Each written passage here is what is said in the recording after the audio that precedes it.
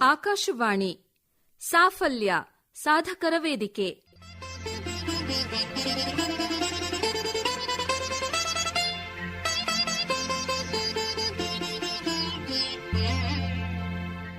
ಇಂದಿನ ಸಾಫಲ್ಯ ಕಾರ್ಯಕ್ರಮದಲ್ಲಿ ಬಾಹ್ಯಾಕಾಶ ವಿಜ್ಞಾನಿ, ಸಂಶೋಧಕ ಹಾಗೂ ಸಂಘಟಕರಾದ ಪಿಆರ್ ಸದಾಶಿವ ಅವರೊಂದಿಗೆ ಸಂದರ್ಶನ.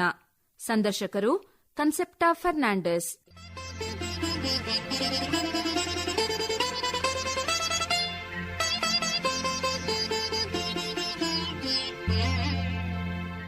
ಶ್ರೋತೃಗಳಿಗೆಲ್ಲ ನಮಸ್ಕಾರ. ಪಾವಗಡ ಆರ್ ಸದಾಶಿವ, ಬಾಹ್ಯಾಕಾಶ ವಿಜ್ಞಾನಿ, ಸಂಶೋಧಕರು, ಸಾಹಿತ್ಯ ಪ್ರೇಮಿ, ಸಂಘಟಕರು. ಇವರ ಎದುರಿಗೆ ನಾನು ವಿನೀತ ಭಾವನೆಯಿಂದ ಕೂತಿದ್ದೇನೆ. ಸರ್ ನಮಸ್ಕಾರ. ನಮಸ್ಕಾರ. ವೃತ್ತಿ ಜೀವನದಲ್ಲಿ ಮತ್ತೆ ಸಂಘಟನಾ ಕ್ಷೇತ್ರದಲ್ಲಿ, ಸಾಹಿತ್ಯ ವಲಯದಲ್ಲಿ ಸಾಕಷ್ಟು ವೈಶಿಷ್ಟ್ಯಪೂರ್ಣ ಅನುಭವಗಳು ನಿಮ್ಮ ಜೊತೆ ಇವೆ. ಅದನ್ನ ನಮ್ಮ ಶ್ರೋತೃಗಳ ಜೊತೆ ಹಂಚಿಕೊಳ್ಬೇಕು ಅಂತ ವಿನಂತಿಸ್ತೇನೆ. ನಿಮ್ಮ ಪರಿಚಯವನ್ನು ಸ್ವಲ್ಪ ನಮ್ಮ ಶ್ರೋತೃಗಳಿಗೆ ಮಾಡಿಕೊಡಿ. ನಮ್ಮ ತಂದೆ ರಾಮರಾವ್ ಅಂತ ಹೇಳಿ, ಅವರು ಹೈಸ್ಕೂಲ್ ಅಧ್ಯಾಪಕರಾಗಿದ್ರು. ಅವರು 1954ನೇ ಇಸ್ವಿ ಒಳಗೆ ರಿಟೈರ್ ಆದರು. ಆ ಟೈಮ್ಗೆ ನಾನು ಬೆಂಗಳೂರಿಗೆ ಬಂದಿದ್ವಿ.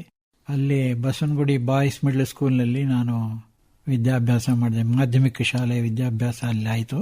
ಅದ ನಂತರ ನಾನು ನ್ಯಾಷನಲ್ ಹೈಸ್ಕೂಲ್ ಬಸವನಗುಡಿ ಒಳಗೆ SSLC ವರೆಗೂ ಓದಿದೆ. ಆಮೇಲೆ ನ್ಯಾಷನಲ್ ಕಾಲೇಜಿನಲ್ಲಿ ಬಸವನಗುಡಿ ಒಳಗೆ ಓದಿದ್ದು. ನಮ್ಮ ನರಸಿಂಹಯ್ಯನವರು ನನಗೆ ಪೆಟ್ ಟೀಚರ್ ಆಗಿದ್ರು. ಆ ಕಾಲದಲ್ಲಿ ಓದಿಗೆ ತುಂಬಾ ಪ್ರಾಮುಖ್ಯತೆ ಕೊಡ್ತಾ ಇದ್ರು ನ್ಯಾಷನಲ್ ಹೈಸ್ಕೂಲ್ನಲ್ಲಿ, ನ್ಯಾಷನಲ್ ಕಾಲೇಜ್ನಲ್ಲಿ. ನ್ಯಾಷನಲ್ ಕಾಲೇಜ್ನಲ್ಲಿ ನನಗೆ ಒಳ್ಳೆ ಅಂಕಗಳು ಬಂದು ನಾನು ಗೌರ್ಮೆಂಟ್ ಇಂಜಿನಿಯರಿಂಗ್ ಕಾಲೇಜ್ನಲ್ಲಿ ಸೀಟ್ ಸಿಕ್ತು. 1961ನೇ ಇಸ್ವಿ ಒಳಗೆ ಮೆಕ್ಯಾನಿಕಲ್ ಇಂಜಿನಿಯರಿಂಗ್ ಪಾಸ್ ಮಾಡಿ, ಆಮೇಲೆ ನಾನು ಟಾಟಾ ಇನ್ಸ್ಟಿಟ್ಯೂಟ್ನಲ್ಲಿ ಇಂಟರ್ನಲ್ ಕಂಬಸ್ಟನ್ ಇಂಜಿನಿಯರಿಂಗ್ನಲ್ಲಿ ME ಮಾಡಿಬಿಟ್ಟು, ಅಲ್ಲಿ ವಿದ್ಯಾಭ್ಯಾಸ ನಂತರ ನಾನು central mechanical engineering research institute ಅಂತ council of scientific and industrial research ಅವರ ಅಧೀನದಲ್ಲಿರುವ ಒಂದು ಸಂಶೋಧನಾ ಕೇಂದ್ರಕ್ಕೆ ಹೋಗಿ, ದುರ್ಗಾಪುರದಲ್ಲಿದೆ ಅದು. ಕಲ್ಕತ್ತಾದ ಸಮೀಪ, ಕಲ್ಕತ್ತಾದಿಂದ ವಾರಣಾಸಿಗೆ ಹೋಗೋ ರಸ್ತೆ ಒಳಗೆ ದುರ್ಗಾಪುರ ಅಂತ ಬರುತ್ತೆ. ಅಲ್ಲಿ ದುರ್ಗಾಪುರ ಸ್ಟೀಲ್ ಪ್ಲಾಂಟ್ ಆಗ್ತಾ ಇತ್ತು. ಆ ಸ್ಟೀಲ್ ಪ್ಲಾಂಟಿನ ಸಮೀಪದಲ್ಲೇ ನಮ್ಮ ಸಂಶೋಧನಾ ಕೇಂದ್ರ ಇತ್ತು. ಅಲ್ಲಿ ನಾನು heat transfer and fluid mechanics ಭಾಗದಲ್ಲಿ ಇಂಜಿನಿಯರ್ ಆಗಿ ಸೇರ್ಕೊಂಡೆ. ಈಗ ತುಮಕೂರಲ್ಲಿ ಹುಟ್ಟಿ ಬೆಂಗಳೂರಿನಲ್ಲಿ ಓದಿ ಉದ್ಯೋಗಕ್ಕೆ ನೀವು ಪಶ್ಚಿಮ ಬಂಗಾಳಕ್ಕೆ ಹೋಗಿದ್ದೀರಿ, ಅಷ್ಟು ದೂರಕ್ಕೆ ಆ ಕಾಲದಲ್ಲಿ. ಹೌದು. ಈಗ ನೆನೆಸ್ಕೊಂಡ್ರೆ ಆಶ್ಚರ್ಯ ಆಗತ್ತೆ. ಪ್ರಯಾಣ ಬೆಂಗಳೂರಿನಿಂದ 3 ದಿವಸ ಆಗೋದು ರೈಲ್ನಲ್ಲಿ. ಇಲ್ಲಿಂದ ಮದ್ರಾಸ್ನಿಂದ ಹೌರಾದಲ್ಲಿ ಸ್ವಲ್ಪ 4-5 ಗಂಟೆ ತಡವಾಗಿ ಟ್ರೈನ್ ಕಾದು ಬಿಟ್ಟು, ಆಮೇಲೆ ನಾವು ರೈಲ್ ಹತ್ಕೊಂಡು ದುರ್ಗಾಪುರಕ್ಕೆ ಹೋಗಕ್ಕೆ ರಾತ್ರಿ 8:30 ಆಗೋದು. 3 ದಿವಸ ಆದ್ಮೇಲೆ ಹೋಗ್ತಾ ಇದ್ವಿ. ಇದು ಆಶ್ಚರ್ಯ ಅನ್ಸಿದ್ರು. ಇದು ತುಂಬಾ, ಆವಾಗ 18 ರೂಪಾಯಿ ಇತ್ತು ರೈಲ್ವೆ ಫೇರು, ಇವಾಗ 1000 ರೂಪಾಯಿ ಆಗಿದೆ. ಅಂದ್ರೆ ಬೆಂಗಳೂರಿನಿಂದ ನಿಮ್ಗೆ ದುರ್ಗಾಪುರಕ್ಕೆ ತಲುಪಲಿಕ್ಕೆ 18 ರೂಪಾಯಿ ಟಿಕೆಟ್. ಹೌದು, 18 ರೂಪಾಯಿ ಟಿಕೆಟ್. ಬಹುಶಃ ರೂಪಾಯಿಗೆ ಮೌಲ್ಯ ಎಷ್ಟಿತ್ತು ಅಂತ ಈಗ ಅರ್ಥ ಆಗುತ್ತೆ. ನಿಮ್ಮ ಮೊದಲ ಅನುಭವಗಳನ್ನ ಹೇಳಿ. ಅದು ಭಾಷೆ ಬೇರೆ, ಸಂಸ್ಕೃತಿ ಬೇರೆ, ವಾತಾವರಣ ಬೇರೆ. ಹೌದು. ನಾವು ಅಲ್ಲಿ ಹೋಗಿ ಸೇರ್ಕೊಂಡಾಗ ನಮ್ಮ ಇಲ್ಲಿ ಟಾಟಾ ಇನ್ಸ್ಟಿಟ್ಯೂಟ್ ನಲ್ಲಿ ನಮ್ಮ ಪ್ರೊಫೆಸರ್ ಆಗಿದ್ದವರು ಅಲ್ಲಿ ಅಸಿಸ್ಟೆಂಟ್ ಡೈರೆಕ್ಟರ್ ಆಗಿ ಸೇರ್ಕೊಂಡಿದ್ರು.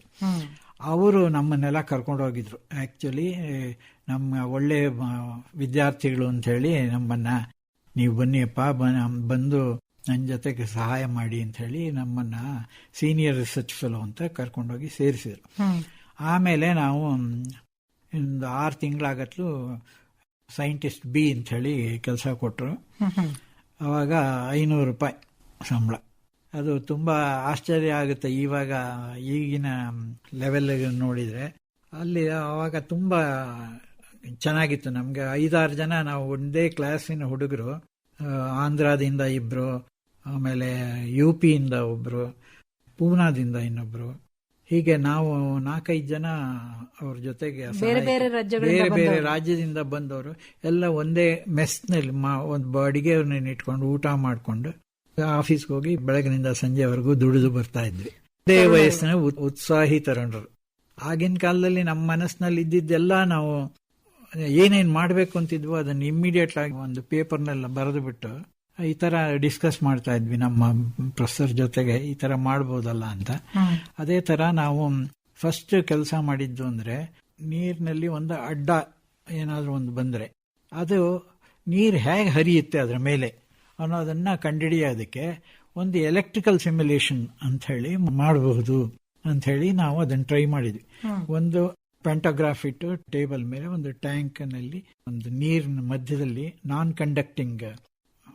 ಕಂಡಕ್ಟಿಂಗ್ ಅಂದ್ರೆ ವಿದ್ಯುತ್ ವಾಹಕ ನಿರೋಧಿಸುವಂತ ಇದರಲ್ಲಿ ಒಂದು ಏನು ಆಕಾರ ಬೇಕೋ ಅದನ್ನ ಮಾಡಿ ಇಟ್ಟು, ಫಾರ್ ಎಕ್ಸಾಂಪಲ್ ಈ ಗ್ಯಾಸ್ ಟರ್ಬೈನ್ ಬ್ಲೇಡ್ಸ್ ಎಲ್ಲ ಹೇಗಿರುತ್ತೆ ಅದ್ರ ಮೇಲೆ ಗಾಳಿ ಹೋಗುವಾಗ ಯಾವ ತರ ಹೋಗುತ್ತೆ ಅನ್ನೋದು ಕಂಡುಹಿಡಿಯೋದಕ್ಕೆ ಎಲೆಕ್ಟ್ರಿಕಲ್ ಸಿಮ್ಯುಲೇಷನ್ ಅಂದ್ರೆ ನಾವು ಈ ದ್ರವ ಹೇಗೆ ಹೋಗುತ್ತೆ ಅನ್ನೋದನ್ನ ನೋಡೋದಕ್ಕೆ ಅದನ್ನ ಎಲೆಕ್ಟ್ರಿಕಲ್ ಪೊಟೆನ್ಷಿಯಲ್ ಮೆಷರ್ ಮಾಡಬಹುದು ಅಂತ ನಮ್ಮ ಐಡಿಯಾ ಬಂದು ಅದನ್ನ ಮಾಡಿದ್ವಿ. ಅದು ಒಂದು ಸಕ್ಸಸ್ಫುಲ್ ಇದಾಯ್ತು. ನಮಗೆ ಒಂದು ಐಡಿಯಾ ಬಂತು ಯಾವ ತರ ಪ್ರೆಷರ್ ಚೇಂಜ್ ಆಗುತ್ತೆ, ಯಾವ ತರ ಟೆಂಪರೇಚರ್ ಚೇಂಜ್ ಆಗುತ್ತೆ, ಯಾವ ತರ ವೆಲಾಸಿಟಿ ಚೇಂಜ್ ಆಗುತ್ತೆ ಅಂತ ಒಂದು ಐಡಿಯಾ ಬಂತು. It gave insight.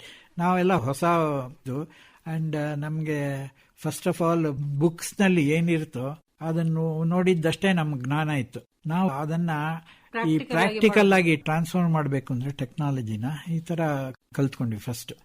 ಆಮೇಲೆ ಇನ್ನೊಂದು ಮಾಡಿದ್ದು ನಾವೇನು ಅಂದ್ರೆ ಗಾಳಿ ಮತ್ತು ನೀರನ್ನ ಮೆಷರ್ ಮಾಡೋದು ಹೇಗೆ, ತುಂಬಾ ಹೈ ವೆಲಾಸಿಟಿ ಇದ್ದಾಗ ಮೆಷರ್ ಮಾಡೋದು. ಇವಾಗ ಮುಂಚೆ ಎಲ್ಲ ಈ ಚಾನೆಲ್ ನಲ್ಲಿ ನಾಲೆಗಳಲ್ಲಿ ನೀರು ಹೇಗೆ ಹರಿದೋಗುತ್ತೆ ಅನ್ನೋದಕ್ಕೆ ಒಂದು ಮೆಷರ್ ಮಾಡೋದಕ್ಕೆ ಒಂದು ಇದಿತ್ತು. ಅದೇ ತರ ಗಾಳಿ ಒಂದು ಪೈಪ್ ನಲ್ಲಿ ಹೋಗ್ತಾ ಇದ್ರೆ ಎಷ್ಟು ಕ್ವಾಂಟಿಟಿ ಹೋಗ್ತಾ ಇದೆ ಅಂತ ಕಂಡುಹಿಡಿಯೋದಕ್ಕೆ ಇಂಡಿಯನ್ ಸ್ಟ್ಯಾಂಡರ್ಡ್ಸ್ ಇನ್ಸ್ಟಿಟ್ಯೂಟ್ ನಲ್ಲಿ ಈ ತರದಕ್ಕೆ ಸ್ಟ್ಯಾಂಡರ್ಡ್ಸ್ ಮಾಡಬೇಕು ಅಂತ ಹೇಳಿ ಆ ಒಂದು ಕಮಿಟಿ ಮಾಡಿದ್ರು. ಅದನ್ನ I was the secretary of that committee and we developed A Indian standard for measuring air flow. ಅದು ಮಾಡಿದ್ವಿ. ಆಮೇಲೆ ಅದಾಗತ್ಲೂ ನನಗೆ ಜರ್ಮನಿಗೆ ಹೋಗೋ ಅವಕಾಶ ಬಂತು. ಜರ್ಮನ್ ಅಕಾಡೆಮಿಕ್ ಎಕ್ಸ್ಚೇಂಜ್ ಸ್ಕಾಲರ್ಶಿಪ್ ಸಿಕ್ತು.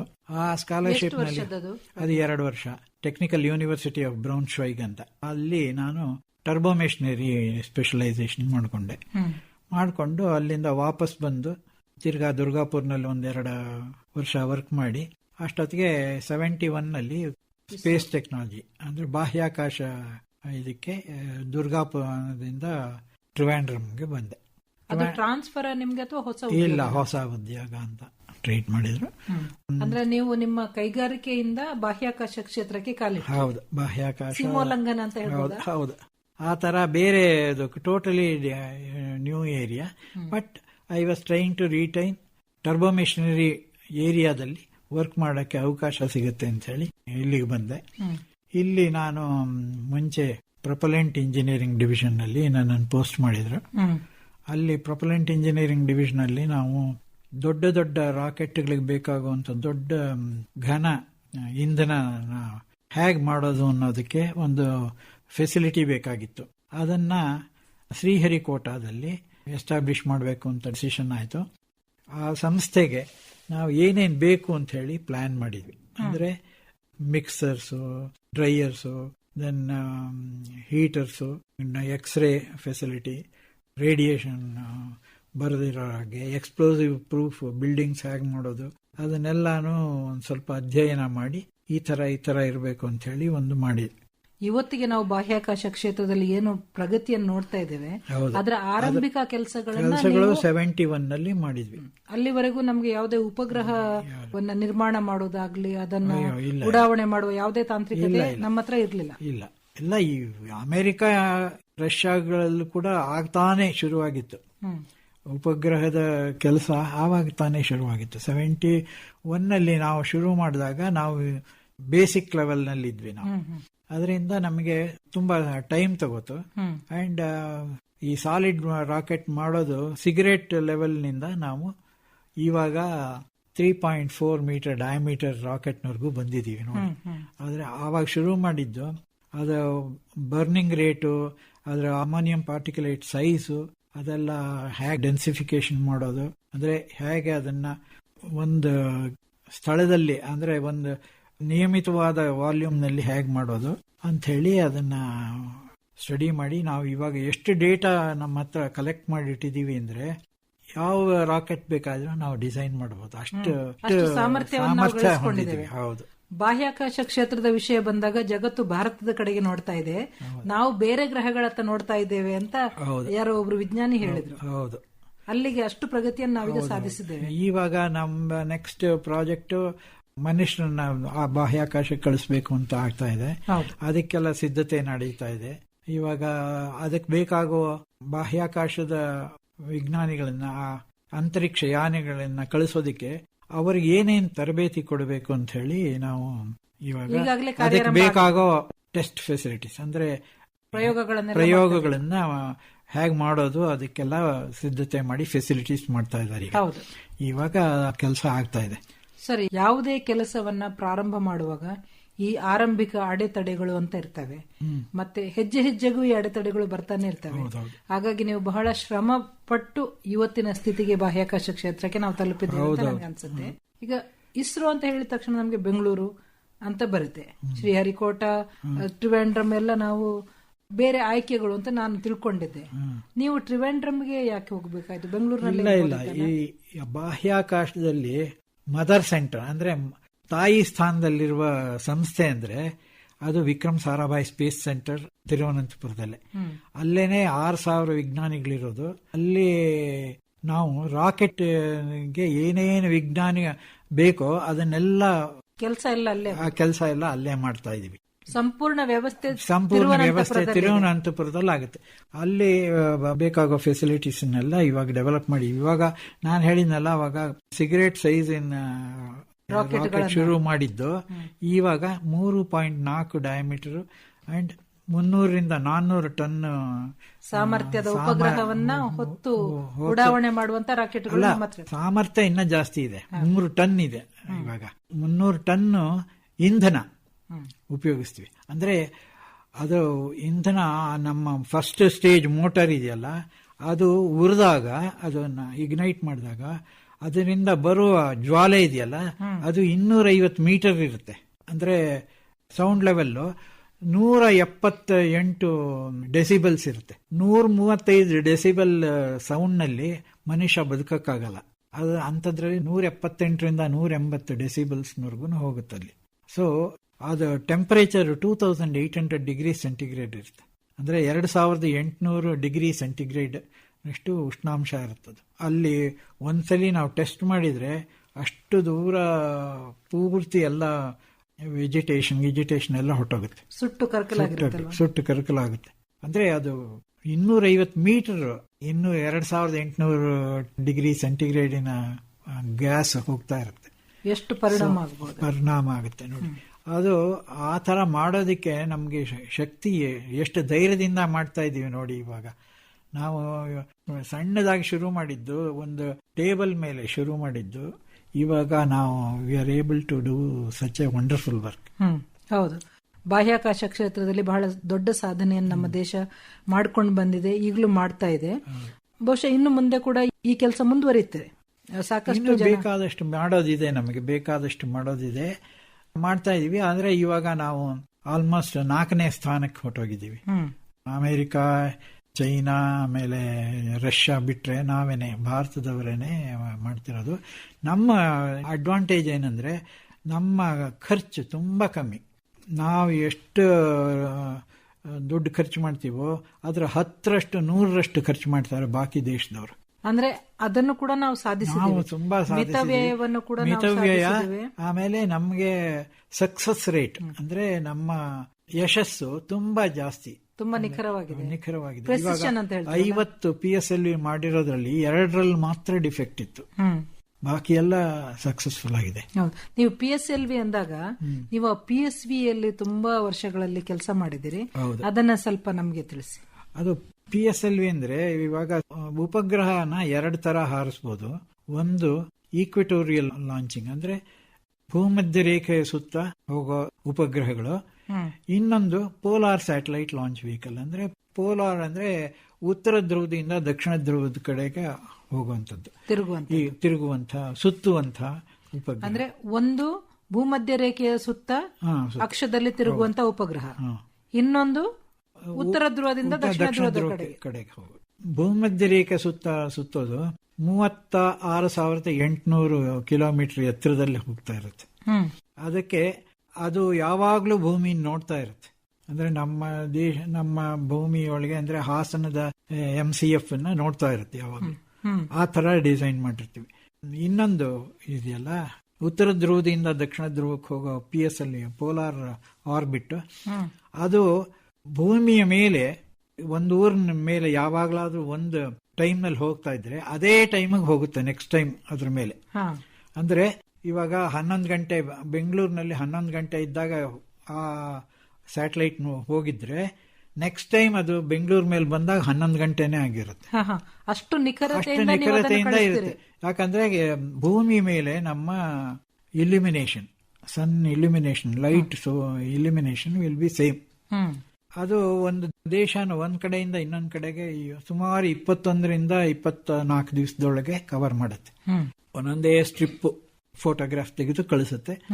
ಈ ನಮ್ಮ ISRO ಒಳಗೆ ಫಸ್ಟ್ ರಾಕೆಟ್ನೆಲ್ಲ ಮಾಡೋದು ಟ್ರಿವಾಂಡ್ರಮ್ನಲ್ಲಿ, ಉಪಗ್ರಹ ಮಾಡೋದು ಬೆಂಗಳೂರಿನಲ್ಲಿ, ಆಮೇಲೆ ಉಪಗ್ರಹದ ಒಳಗೆ ಏನ್ ಹೋಗ್ಬೇಕು ಅನ್ನೋದನ್ನ ಡಿಸೈಡ್ ಮಾಡೋದು ಅಹಮದಾಬಾದ್ನಲ್ಲಿ, ಆಮೇಲೆ ಉಪಗ್ರಹನ ನೋಡ್ಕೊಳ್ಳೋದು, ಅದರ ಆರೋಗ್ಯ ಸ್ಥಿತಿಯನ್ನ ಕಾಪಾಡೋದು ಎಲ್ಲ ಬೆಂಗಳೂರಿನಲ್ಲಿ ಒಂದ್ ಸ್ವಲ್ಪ ಇದೆ, ಹಾಸನದಲ್ಲಿ ಒಂದ್ ಸ್ವಲ್ಪ ಇದೆ. ಆಮೇಲೆ ಉಪಗ್ರಹನ ಹಾರಿಸೋದು ಶ್ರೀಹರಿಕೋಟಾದಲ್ಲಿ. ಉಪಗ್ರಹನಿಂದ ಬಂದ ಮಾಹಿತಿ ಇದೆಯಲ್ಲ ಅದನ್ನ ಅರ್ಥ ಮಾಡ್ಕೊಳ್ಳೋದು, ಅರ್ಥೈಸೋದು, ಅದನ್ನ ಬಾಕಿ ಇಲಾಖೆಗಳಿಗೆ ಕೊಡೋದು, ಇದು ಹೈದರಾಬಾದ್ನಲ್ಲಿದೆ. ಈ ತರ ಡಿಸ್ಟ್ರಿಬ್ಯೂಷನ್. ಎಂತ ರೀತಿಯ ಸಮನ್ವಯವನ್ನು ಸಾಧಿಸಬೇಕಾಗಿದೆ ಅಲ್ವಾ? ಎಲ್ಲರೂ ಜೊತೆಗೂಡಿ ಕೆಲಸ ಮಾಡಬೇಕಾಗಿದೆ. ಇದು ಇಸ್ರೋದಲ್ಲಿ ಟೀಮ್ ವರ್ಕ್ ತುಂಬಾ ಇಂಪಾರ್ಟೆಂಟ್. ನಮ್ಗೆ ಡಿಫರೆನ್ಸ್ ಆಫ್ ಒಪಿನಿಯನ್ ಇದ್ರೂ ಕೂಡ ನಾವು ಟೀಮ್ ವರ್ಕ್ ಅನ್ನ ತುಂಬಾ ಇಂಪಾರ್ಟೆನ್ಸ್ ಕೊಡ್ತೀವಿ. ಎಲ್ಲಾರು ಒಂದೇ ತರ. ನಮಗೆ ಡಿಫರೆನ್ಸ್ ಆಫ್ ಒಪಿನಿಯನ್ ಇದ್ರು ಟೇಬಲ್ ಮೇಲೆ ಕೂತಿದ್ದಾಗ ಡಿಫರೆನ್ಸ್ ಆಫ್ ಒಪಿನಿಯನ್, ಆಮೇಲೆ ಕೆಲ್ಸಕ್ಕೆ ಹೋದಾಗ ನಮ್ಗೆ ಏನು ಡಿಫರೆನ್ಸ್ ಆಫ್ ಒಪಿನಿಯನ್ ಅಲ್ಲ. ಆ ತರ ಮಾಡಿ ಎಲ್ಲರೂ ಒಂದೇ ಕಡೆ, ಒಂದೇ ಹಗ್ಗ, ಒಂದೇ ಕಡೆಗೆ ಎಳಿತೀವಿ. ಬಹಳ ಒಂದು ಒಳ್ಳೆಯ ವೃತ್ತಿ ಸಂಹಿತೆ ಅಂತ ಹೇಳ್ಬೋದು ಇದನ್ನ. ಒಳ್ಳೆಯ ರೀತಿಯಲ್ಲಿ ಕೆಲಸ ಮಾಡುವ ಒಂದು ಕ್ರಮವನ್ನ ಇವತ್ತು ನೀವು ನಮ್ಮ ಮುಂದೆ ಇಟ್ಟಿದ್ದೀರಿ. ಸದಾಶಿವ ಅವರೇ, ನೀವು ಮಿಸೈಲ್ ಮ್ಯಾನ್ ಅಂತ ಹೇಳುವ ನಮ್ಮ ಶ್ರೇಷ್ಠ ವಿಜ್ಞಾನಿ ಡಾಕ್ಟರ್ APJ ಅಬ್ದುಲ್ ಕಲಾಂ ಅವರ ಸಮಕಾಲೀನರು, ಅವರ ಜೊತೆ ಕೆಲಸ ಮಾಡಿದವರು. ಅವ್ರ ಜೊತೆ ಕೆಲಸ ಮಾಡೋದೊಂದು ವಿಶಿಷ್ಟ ಅನುಭವ ಅಂತ ಇತರರು ಹೇಳೋದನ್ನ ನಾನು ಓದಿದ್ದೇನೆ, ಕೇಳಿದ್ದೇನೆ. ನಿಮ್ಮ ಬಾಯಿಂದಲೇ ಅದನ್ನು ಕೇಳಬೇಕು ಅಂತ. ಕಲಾಂ ಅವರು basically very hard working person. ಅವರು ಬೆಳಗ್ಗೆ 6 ಗಂಟೆ 7 ಗಂಟೆಗೆ ಆಫೀಸ್ಗೆ ಬಂದ್ಬಿಡೋರು, 10 ಗಂಟೆವರೆಗೂ ಹೆಚ್ಚು ಕಮ್ಮಿ ಅಲ್ಲೇ ಇರೋರು, ರಾತ್ರಿ 10 ಗಂಟೆವರೆಗೂ. ನಾನು ಅದೇ ತರ ಬೆಳಗ್ಗೆ ಸ್ವಲ್ಪ ಬೇಗ ಹೋಗ್ತಾ ಇದ್ದೆ ಆಫೀಸ್ಗೆ. ಅದಕ್ಕೆ ನಮ್ಮಿಬ್ಬರಿಗೂ ಒಂದೇ ವಾಹನ ಇರೋದು ಆಫೀಸ್ಗೆ ಹೋಗಕ್ಕೆ, ಜೊತೆ ಒಳಗೆ ಹೋಗ್ತಾ ಇದ್ವಿ. ಅಂದ್ರೆ dedicated to the work like anything. ಪ್ರತಿಯೊಂದು ಕಾಗದಾನು ಓದೋದು, everything used to go through and give his comments. ಸಣ್ಣ ಸಣ್ಣ ವಿಷಯಗಳಿಗೆ ಕೂಡ ಎಲ್ಲಾನು ನೋಡಿ ಕೂಲಂಕುಷವಾಗಿ ನೋಡಿ ಈ ತರ ಮಾಡ್ಬೇಕು ಅಂತ. ಆಮೇಲೆ 9 ಗಂಟೆ ಆದ್ಮೇಲೆ ಬಾಕಿ ಜನಗಳೆಲ್ಲ ಬರೋರು. ಅದಕ್ಕೆ ಮೀಟಿಂಗಿಗೆ ಆಮೇಲೆ ಶುರು ಆಗೋದು ಎಲ್ಲ ಇಂಟರಾಕ್ಷನ್. ಹೌದು, ಆ ತರ ಮಾಡೋರು. ಅಂಡ್ ತುಂಬಾ ಪುಸ್ತಕಗಳು ಓದೋರು ಅವರು. ಅವ್ರ ರೂಮ್ಗೆ ಹೋದ್ರೆ ಬರ್ತಿ ಪುಸ್ತಕ, ಅಂಡ್ ಮಲಿಕೊಳ್ಳೋ ಅಷ್ಟು ಜಾಗ ಮಾತ್ರ ಅವ್ರದ್ದು ಇರ್ತಾ ಇತ್ತು. ಆ ತರ ಇರೋದು. ಆ ಪುಸ್ತಕಗಳಲ್ಲೂ ಬೇರೆ ಬೇರೆ ವಿಷಯಗಳನ್ನು ಓದ್ತಾ ಇದ್ರು. ಹೌದು, ಎಲ್ಲಾನು ಕಥೆ ಕಾದಂಬರಿನೂ ಓದೋರು ಅವರು. ಓದ್ನಲ್ಲಿ ಬಹಳ ಆಸಕ್ತಿ ಇತ್ತು. ಅವ್ರ ಜೊತೆ ಕೆಲಸ ಮಾಡುವ ಅನುಭವ ಹೇಗೆ? ನೀವು ಮತ್ತೆ ಅವರು ಒಂದೇ ಪ್ರಾಜೆಕ್ಟ್ ನಲ್ಲಿ ಒಟ್ಟಿಗೆ? ಅವರು SLV3ಗೆ ಪ್ರಾಜೆಕ್ಟ್ ಡೈರೆಕ್ಟರ್ ಆಗಿದ್ರು. ನಾನು SLV3ಗೆ ಜಾಸ್ತಿ ಕೆಲಸ ಮಾಡಿಲ್ಲ. PSLVಗೆ ನಾನು ಸೇರ್ಕೊಂಡಿದ್ದು. ನನ್ನ ಕೆಲಸ ಏನಿತ್ತು ಅಂದ್ರೆ PSLV ಹೇಗ್ ಮಾಡೋದು, ಎಷ್ಟು ಸಾಧ್ಯವೋ, ಎಷ್ಟು ವೆರೈಟಿ ವೆಹಿಕಲ್ಗಳು ಆಗುತ್ತೋ ಅಷ್ಟನ್ನೆಲ್ಲ ನೋಡಿ 200-300 ಕಾನ್ಫಿಗರೇಷನ್ ಅಂದ್ರೆ ತರ ಇರಬೇಕು. First stage, second stage, third stage ಹೆಂಗಿರಬೇಕು, ಎಷ್ಟೆಷ್ಟು ಸೈಜ್ ಇರಬೇಕು ಅನ್ನೋದನ್ನೆಲ್ಲ ನಿರ್ಣಯ ಮಾಡಿದ್ದು. 200-300 ತರ ವೆಹಿಕಲ್ ನೋಡಿ ಫೈನಲಿ ಮಾದರಿಗಳನ್ನು ನೋಡಿ ಆಮೇಲೆ ಫೈನಲ್ ಆಗಿ ಒಂದು ಸೆಲೆಕ್ಟ್ ಮಾಡಿದ್ವಿ. ಆವಾಗ ಒಂದೊಂದು ಸ್ಟೇಜ್ ನಲ್ಲೂ ನಾವು ರಿವ್ಯೂ ಮಾಡಬೇಕು. ಆವಾಗ ಎಲ್ಲರೂ ಸೇರ್ಕೋತೀವಿ. ಆವಾಗ ಇಸ್ರೋದಲ್ಲಿರೋ ವಿಜ್ಞಾನಿಗಳೇ ಅಲ್ದಿರ ಕೆಲವು ಸರಿ ಟಾಟಾ ಇನ್ಸ್ಟಿಟ್ಯೂಟ್ ನಿಂದ ಅಥವಾ ಇಂಜಿನಿಯರಿಂಗ್ ಕಾಲೇಜ್ನಲ್ಲಿ ಯಾರಾದ್ರೂ ಸ್ಪೆಷಲೈಸ್ಡ್ ಆ ಏರಿಯಾದಲ್ಲಿ ವರ್ಕ್ ಮಾಡೋರು ಅಂತವ್ರನ್ನೆಲ್ಲ ಕರೆದು ಅವರ ಅಭಿಪ್ರಾಯಗಳನ್ನು ತಗೋತಾ ಇದ್ವಿ before we make another change. ಆ ತರ ಮಾಡಿದೀವಿ. ಇಷ್ಟೆಲ್ಲ ಆಗಿ ಒಂದು 2-3 ವರ್ಷ ಸತತವಾಗಿ 8-10 ರಿವ್ಯೂಸ್ ಆಗಿರ್ಬೋದು ಈ ತರ ನ್ಯಾಷನಲ್ ಲೆವೆಲ್ ಇನ್ವಾಲ್ವ್ಮೆಂಟ್ ನಲ್ಲಿ ತಗೊಂಡು ಎಲ್ಲ ರಿವ್ಯೂಸ್ ಮಾಡಿ ಕೊನೆಗೆ ನಾವು PSLVನ ಈ ತರ first stage solid, second stage liquid, third stage solid, fourth stage liquid ಆ ತರ ಮಾಡಿ ನಮಗೆ ಏನು ಅಂತಂದ್ರೆ ಈ ಟೆಕ್ನಾಲಜಿ ಒಂದೇ ಅಲ್ಲ, ನಮ್ಮಲ್ಲಿರುವ ಜನಗಳನ್ನ ಅಂದ್ರೆ ಅವರ ಜ್ಞಾನವನ್ನ ಹೇಗೆ ಉಪಯೋಗಿಸ್ಕೊಳ್ಳೋದು ಅನ್ನೋದು ನಮ್ಮ ಸಂಪನ್ಮೂಲಗಳು, ಅವರದ್ದು ಸಂಪನ್ಮೂಲಗಳು ಪ್ಲಸ್ ನಮ್ಮ ಫೆಸಿಲಿಟೀಸ್ ಎಲ್ಲ ಹೇಗಿತ್ತು ಅದನ್ನೆಲ್ಲ ಪೂರ್ಣವಾಗಿ ಉಪಯೋಗಿಸ್ಕೊಳ್ಳೋ ಅಂತ ವೆಹಿಕಲ್ ಅನ್ನು ಫೈನಲ್ ಆಗಿ ಇದು ಮಾಡಿವಿ. 1000 ಕಿಲೋಗ್ರಾಮ್ ಸ್ಯಾಟಲೈಟ್ ಅನ್ನ ಮಾಡಬೇಕು PSLVಗೆ ಅಂತ ಹೇಳಿ ಇದು ಕೊಟ್ಟರು. ಆವಾಗ ನಾವು ಇದು ಮಾಡಿದ್ದು ಫಸ್ಟ್ ಸ್ಟೇಜ್ ಇನ್ನು 125 ಟನ್ ಸಾಲಿಡ್ ಪ್ರೊಪಲೆಂಟ್, ಅದು 96 ಸೆಕೆಂಡ್ ನಲ್ಲಿ ಉರಿಯೋದು. ನೀವು ಇಮ್ಯಾಜಿನ್ ಮಾಡ್ಕೊಳ್ಳಿ, 125 ಟನ್ ಇಂಧನ 96 ಸೆಕೆಂಡ್ ನಲ್ಲಿ ಉರಿಬೇಕು. ಅದು ಎಷ್ಟು ಶಾಖವನ್ನು ಹೊರಹೊಮ್ಮಬಹುದು, ಎಷ್ಟು ವೇಗವಾಗಿ ಆ ಜ್ವಾಲೆಗಳು ಎಷ್ಟು ದೂರಕ್ಕೆ ಹೋಗ್ಬೋದು, ಇದನ್ನೆಲ್ಲ ಲೆಕ್ಕಾಚಾರ ಹಾಕಬೇಕಲ್ಲ. ಹೌದೌದು, ಎಲ್ಲಾನು ನಾವು ಲೆಕ್ಕಾಚಾರ ಹಾಕಿರ್ತೀವಿ. ಪ್ರತಿಯೊಂದು ನಾವು ಎಷ್ಟು ನಿಖರವಾಗಿ ಹಾಕಿರ್ತೀವಿ ಅಂತಂದ್ರೆ ನೀವು ಪ್ರತಿ ಸಲ ಲಾಂಚ್ ಆದವಾಗ ನೋಡಬಹುದು ರಾಕೆಟ್ ಹೇಗೆ ಹೋಗ್ತಾ ಇದೆ ಅಂತ ಒಂದು ತೋರಿಸ್ತಾರೆ ಕರ್ವ್, ಅಂದ್ರೆ ಆಲ್ಟಿಟ್ಯೂಡ್ ವರ್ಸಸ್ ವೆಲಾಸಿಟಿ ಅದೊಂದು ಕರ್ವ್ ಇರುತ್ತೆ. ಅದು ಎಷ್ಟು ಪರ್ಫೆಕ್ಟ್ ಆಗಿ ನಾವು ಎಷ್ಟು ಹೇಗೆ ಹಾಕಿದ್ವೋ ಅದೇ ತರ ಹೋಗ್ತಾ ಇರುತ್ತೆ. ಇವಾಗ ನಾವು ಕ್ಯಾಮರಾನೇ ರಾಕೆಟ್ ಮೇಲೆ ಮೌಂಟ್ ಮಾಡಿ ಅದರಿಂದಲೇ ಫೋಟೋಗ್ರಾಫ್ ತೆಗೆದಿದ್ದೀವಿ. ಇವಾಗ ಸೆಪರೇಷನ್ ಅದೆಲ್ಲ ಹೇಗಾಗುತ್ತೆ ಅಂತ ಹೇಳಿ. ಇವಾಗ ರಾಕೆಟ್ ಹಾರಿಸುವಾಗ 400 ಟನ್ ಇರುತ್ತೆ ಕೆಳಗಡೆ. ಅದು ಫಸ್ಟ್ ಸ್ಟೇಜ್ 125ರಿಂದ 140 ಟನ್ ಇರುತ್ತೆ. 125 ಇಂಧನ, ಬಾಕಿ ಸ್ಟೀಲ್ ಇಂದು ಕೇಸು ಅದೆಲ್ಲ ಸೇರಿ ಒಂದು 135ರಿಂದ 140 ಟನ್ ಇರುತ್ತೆ. ಅದು ಆ ಉಪಯೋಗ ಆಗ್ತಿದ್ದಾಗೇನೆ ಅದು ಕಟ್ ಮಾಡಿ ಕೆಳಕ್ ಬಿದ್ದು ಬಿಡ್ಬೇಕು, ಕಳಚಿ ಬೀಳುತ್ತೆ. ನಾವು ನೋಡಿದ್ದೇವೆ ಚಿತ್ರಗಳಲ್ಲಿ. ಹೌದು, ನೋಡಿದ್ರೆ ಇವಾಗ ನೋಡಿದ್ರ ಆ ಟೆಕ್ನಾಲಜಿ ಕೂಡ ಇವಾಗ ಎಷ್ಟು ಹೇಗೆ ಉಪಯೋಗ ಆಗ್ತಾ ಇದೆ ನೋಡಿದ್ರ. ಈಗ ಮೊನ್ನೆ ಕೊಚ್ಚಿನಲ್ಲಿ ಬಿಲ್ಡಿಂಗ್ಸ್ ಎಲ್ಲ ಉದುರಿಸಿದ್ರು ನೋಡಿದ್ರ, ಹೌದು, ಕ್ಲೀನ್ ಆಗಿ ಹಾಗೆ ಬಿದ್ದು ಬಿಡ್ತು. ಅದಕ್ಕೆ ನಾವು ಉಪಯೋಗಿಸೋದು ಅದೇ ಒಂದು ಕಾರ್ಡ್ ಇರುತ್ತೆ, ಎಕ್ಸ್ಪ್ಲೋಸಿವ್ ಕಾರ್ಡ್ ಇರುತ್ತೆ. ಆ ಕಾರ್ಡ್ ಅನ್ನ ಅದ್ರ ಮೇಲೆ ಹಾಕಿರ್ತೀವಿ, ಅದು ಒಂದೇ ನಿಮಿಷಕ್ಕೆ ಕಟ್ ಮಾಡ್ಬಿಟ್ಟು ಅದಕ್ಕೆ ಟಕ್ ಅಂತ ಕೆಳಗೆ ಬಿದ್ದು. ಅದೇ ತಂತ್ರಜ್ಞಾನವನ್ನ ಬಹುಮಹಡಿ ಕಟ್ಟಡಗಳನ್ನ ಉರುಳಿಸಲಿಕ್ಕೆ ಉಪಯೋಗಿಸಿದೆ. ಅದೇ ತರ ಸೆಕೆಂಡ್ ಸ್ಟೇಜ್ ನಾವು 1.9 ಮೀಟರ್ ಡಯಾಮೀಟರ್ ಇದೆ ಸೆಕೆಂಡ್ ಸ್ಟೇಜ್ ನಾಸಲ್. ಅದು 2.2 ಡಯಾಮೀಟರ್ ನಲ್ಲಿ ಅದು ಹೊರಕ್ ಬರಬೇಕು, ಎಲ್ಲೂ ತಾಕಬಾರ್ದು, ಆ ತರ ಮಾಡಬೇಕು. ಅದರಿಂದ ಎಷ್ಟು ಕಷ್ಟ ಇದೆ ಅನ್ನೋದು ನೀವು ಮಾಡಿದವರಿಗೆ ಗೊತ್ತು. ಬಹುಶಃ ನೀವು ಇಷ್ಟು ವಿವರವಾಗಿ ಹೇಳಿದ್ರು ಕೂಡ ನಮ್ಗೆ ಅರ್ಥ ಮಾಡಿಕೊಳ್ಳೋದು ಅದು ನಮ್ಮ ಶಕ್ತಿಯನ್ನು ಮೀರಿದ್ದು. ಬಹಳ ದೊಡ್ಡ ಸಾಧನೆಗಳನ್ನ ಆರಂಭದವರಿಗೆ ತುಂಬಾ ಕಷ್ಟ, ಅಂದ್ರೆ ಯಾವುದೇ ರೀತಿಯ ಮಾಹಿತಿ ಇರೋದಿಲ್ಲ, ಅನುಭವ ಇರೋದಿಲ್ಲ. ಆದ್ರೆ ಹಿರಿಯರ ಅನುಭವ ಮತ್ತೆ ಅವರು ಮಾಡಿಕೊಟ್ಟ ಕೆಲಸದ ಮೇಲೆ ಮುಂದೆ ಪ್ರಗತಿಯನ್ನು ಇನ್ನಷ್ಟು ಸಾಧಿಸಲಿಕ್ಕೆ ಸಾಧ್ಯ ಆಗುತ್ತೆ. ಹಾಗೆ ಸಾಧಿಸ್ತಾ ನಾವು ಬಹಳ ಎತ್ತರಕ್ಕೆ ಏರಿದ್ದೇವೆ ಅಂತರಿಕ್ಷ ಕ್ಷೇತ್ರದಲ್ಲಿ ಅಂತ ನಾನು ಹೇಳಿದ್ರೆ ತಪ್ಪಾಗ್ಲಿಕ್ಕಿಲ್ಲ ಅಲ್ವಾ? ಫಸ್ಟ್ ಸ್ಟೇಜ್ಗೆ ಘನ ಇಂಧನಕ್ಕೆ ಹೈಡ್ರಾಕ್ಸಿ ಟರ್ಮಿನೇಟೆಡ್ ಪಾಲಿಬ್ಯೂಟಡೈನ್ ಅಂತ ಅದನ್ನು ಕೂಡ ನಾವು ನಮ್ಮ ಲ್ಯಾಬೊರೇಟರಿ ಒಳಗೆ ಸಂಸ್ಕರಿಸಿ ಅದನ್ನ ನಾವು ಇಂಡಸ್ಟ್ರಿಗೆ ಟ್ರಾನ್ಸ್ಫರ್ ಮಾಡಿದ್ವಿ. ಅದೇ ತರ ಸೆಕೆಂಡ್ ಸ್ಟೇಜ್ಗೆ ಲಿಕ್ವಿಡ್ ಪ್ರೊಪಲೆಂಟ್ ದ್ರವದ ಇಂಧನಕ್ಕೆ UDMH ಅಂದ್ರೆ ಅನ್ಸಿಮೆಟ್ರಿಕಲ್ ಡೈಮೀಥೈಲ್ ಹೈಡ್ರಜಿನ್ ಅಂತ, N2O4 ನೈಟ್ರೋಜನ್ ಟೆಟ್ರಾಕ್ಸೈಡ್, ಇದು ಆ ದ್ರವಗಳನ್ನ ಉಪಯೋಗಿಸ್ತೀವಿ ಸೆಕೆಂಡ್ ಸ್ಟೇಜ್ ನಲ್ಲಿ. ಅದು ಅಬೌಟ್ 40 ಟನ್ ಇಂಧನ ಒಟ್ಟು 150 ಸೆಕೆಂಡ್ ನಲ್ಲಿ ಉರಿಯುತ್ತೆ. ಅದರಲ್ಲಿ ಅಬೌಟ್ 68 ಟನ್ಸ್ ಆಫ್ ಫೋರ್ಸ್ ಬರುತ್ತೆ. ಅದೇ ತರ ಥರ್ಡ್ ಸ್ಟೇಜ್ ನಲ್ಲಿ 7 ಟನ್ ಇದಿದೆ ಸಾಲಿಡ್ ಪ್ರೊಪಲೆಂಟ್ ಘನ ಇಂಧನ. 7 ಟನ್ ಅಬೌಟ್ 63ರಿಂದ 65 ಸೆಕೆಂಡ್ ನಲ್ಲಿ ಉರಿಯುತ್ತೆ. ಫೈನಲ್ ಸ್ಟೇಜ್ ಇದೆಯಲ್ಲ ಅದು ಮಾತ್ರ ಒಂದು 1.5 ಟನ್ಸ್ ಅಂದ್ರೆ 1500 kg ಪ್ರೊಪಲೆಂಟ್ ದ್ರವ ಇಂಧನ ಇರುತ್ತೆ. ಅದು ಬೇಕಾದಷ್ಟು ಅದು ರೀಸ್ಟಾರ್ಟಬಲ್ ಕೇಪಬಿಲಿಟಿ ಮಾಡಿದೀವಿ. ಅಂದ್ರೆ ಸ್ವಲ್ಪ ದೂರ ಉರಿಸ್ಬಿಟ್ಟು ಆಮೇಲೆ ಆಫ್ ಮಾಡಿಬಿಟ್ಟು ತಿರ್ಗಾ ಸ್ಟಾರ್ಟ್ ಮಾಡ್ಬೋದು. ಆ ತರ ನಾವು ಇದು ಮಾಡಕ್ಕೆ ಸಾಧ್ಯ ಇದೆ. ಅದೊಂದು technology which many countries don't have that restarting capability. ಬಹುಶಃ ಅದಕ್ಕಾಗಿ ಉಳಿದ ದೇಶಗಳಿಗೆ ಖರ್ಚು ತುಂಬಾ ಬರುತ್ತೆ. ಹೌದು, ನಾವು ಮಿತವ್ಯಯ ಸಾಧಿಸಲಿಕ್ಕೆ ಇದು ಒಂದು ಕಾರಣ. ಇದು ನಮ್ಮಲ್ಲೇ ಆವಿಷ್ಕಾರಗೊಳಿಸಿದ ಒಂದು ತಾಂತ್ರಿಕತೆ. ಇವಾಗ ಈ ನಮ್ಮ 4th ಸ್ಟೇಜ್ ನಲ್ಲಿ ಉಪಯೋಗಿಸೋ 2nd ಸ್ಟೇಜ್ ನಲ್ಲಿ ಉಪಯೋಗಿಸುತ್ತಿರೋ ಇಂಧನ ಇದೆಯಲ್ಲ, ಅದನ್ನ ನಾವು ಒಂದು ಸಣ್ಣ ಆಂಧ್ರದಲ್ಲಿ ಒಂದು ಸಣ್ಣ ಹಳ್ಳಿ ಇದೆ, ಆಂಧ್ರ ಶುಗರ್ಸ್ ಅಂತ, ಅದರಲ್ಲಿ ಮಾಡ್ತೀವಿ. ಅದರಲ್ಲಿ ನಾವು ಮಾಡಿ ಅದಕ್ಕೆ ಟ್ರಾನ್ಸ್ಫರ್ ಮಾಡಿದೀವಿ ಟೆಕ್ನಾಲಜಿ, ಅವ್ರು ಮಾಡ್ಕೊಡ್ತಾರೆ. ಅದು ಒಂದೊಂದು ದ್ರವನು ತುಂಬಾ ಕಾಸ್ಟ್ಲಿ, ಆಲ್ಮೋಸ್ಟ್ 2,000 ರೂಪಾಯಿ ಕೆಜಿ. ಟನ್ ಗಟ್ಲೆ ಬೇಕಾದಾಗ ಅದರ ಖರ್ಚನ್ನು ನಾವು ಊಹಿಸಬಹುದು. ಸದಾಶಿವ ಅವರೇ, ಬಹಳ ವಿಶೇಷವಾಗಿ ವಿಸ್ತಾರವಾಗಿ ವೃತ್ತಿ ಕ್ಷೇತ್ರದಲ್ಲಿನ ನಿಮ್ಮ ಅನುಭವಗಳನ್ನ ನೀವು ಹೇಳ್ತಾ ಇದ್ದೀರಿ. ವೃತ್ತಿಯಲ್ಲಿ ನೀವು ಎಷ್ಟು ಮನಪೂರ್ವಕವಾಗಿ ತೊಡಗಿಸಿಕೊಂಡಿದ್ದೀರಿ. ನೀವು ಹೇಳಿದ್ರಿ ಬಹಳ ಬೇಗನೆ ಹೋಗ್ತಾ ಇದ್ರಿ ಆಫೀಸಿಗೆ, ಮತ್ತೆ ತುಂಬಾ ಹೊತ್ತು ಕೆಲಸ ಮಾಡ್ತಾ ಇದ್ರಿ ಅಂತ. ಅದು ಒಬ್ಬ ವ್ಯಕ್ತಿಯ ಡೆಡಿಕೇಶನ್ ಅನ್ನ, ಸಮರ್ಪಣಾ ಮನೋಭಾವವನ್ನು ತೋರಿಸುತ್ತೆ. ನೀವು ಇಷ್ಟೇ ಮಾಡ್ಕೊಳ್ತಾ ಇದ್ರೆ ಬಹುಶಃ ನೀವು ಒಬ್ಬ ವಿಜ್ಞಾನಿ ಅಂತ ಗುರುತಿಸ್ಕೊಳ್ತಾ ಇದ್ರಿ.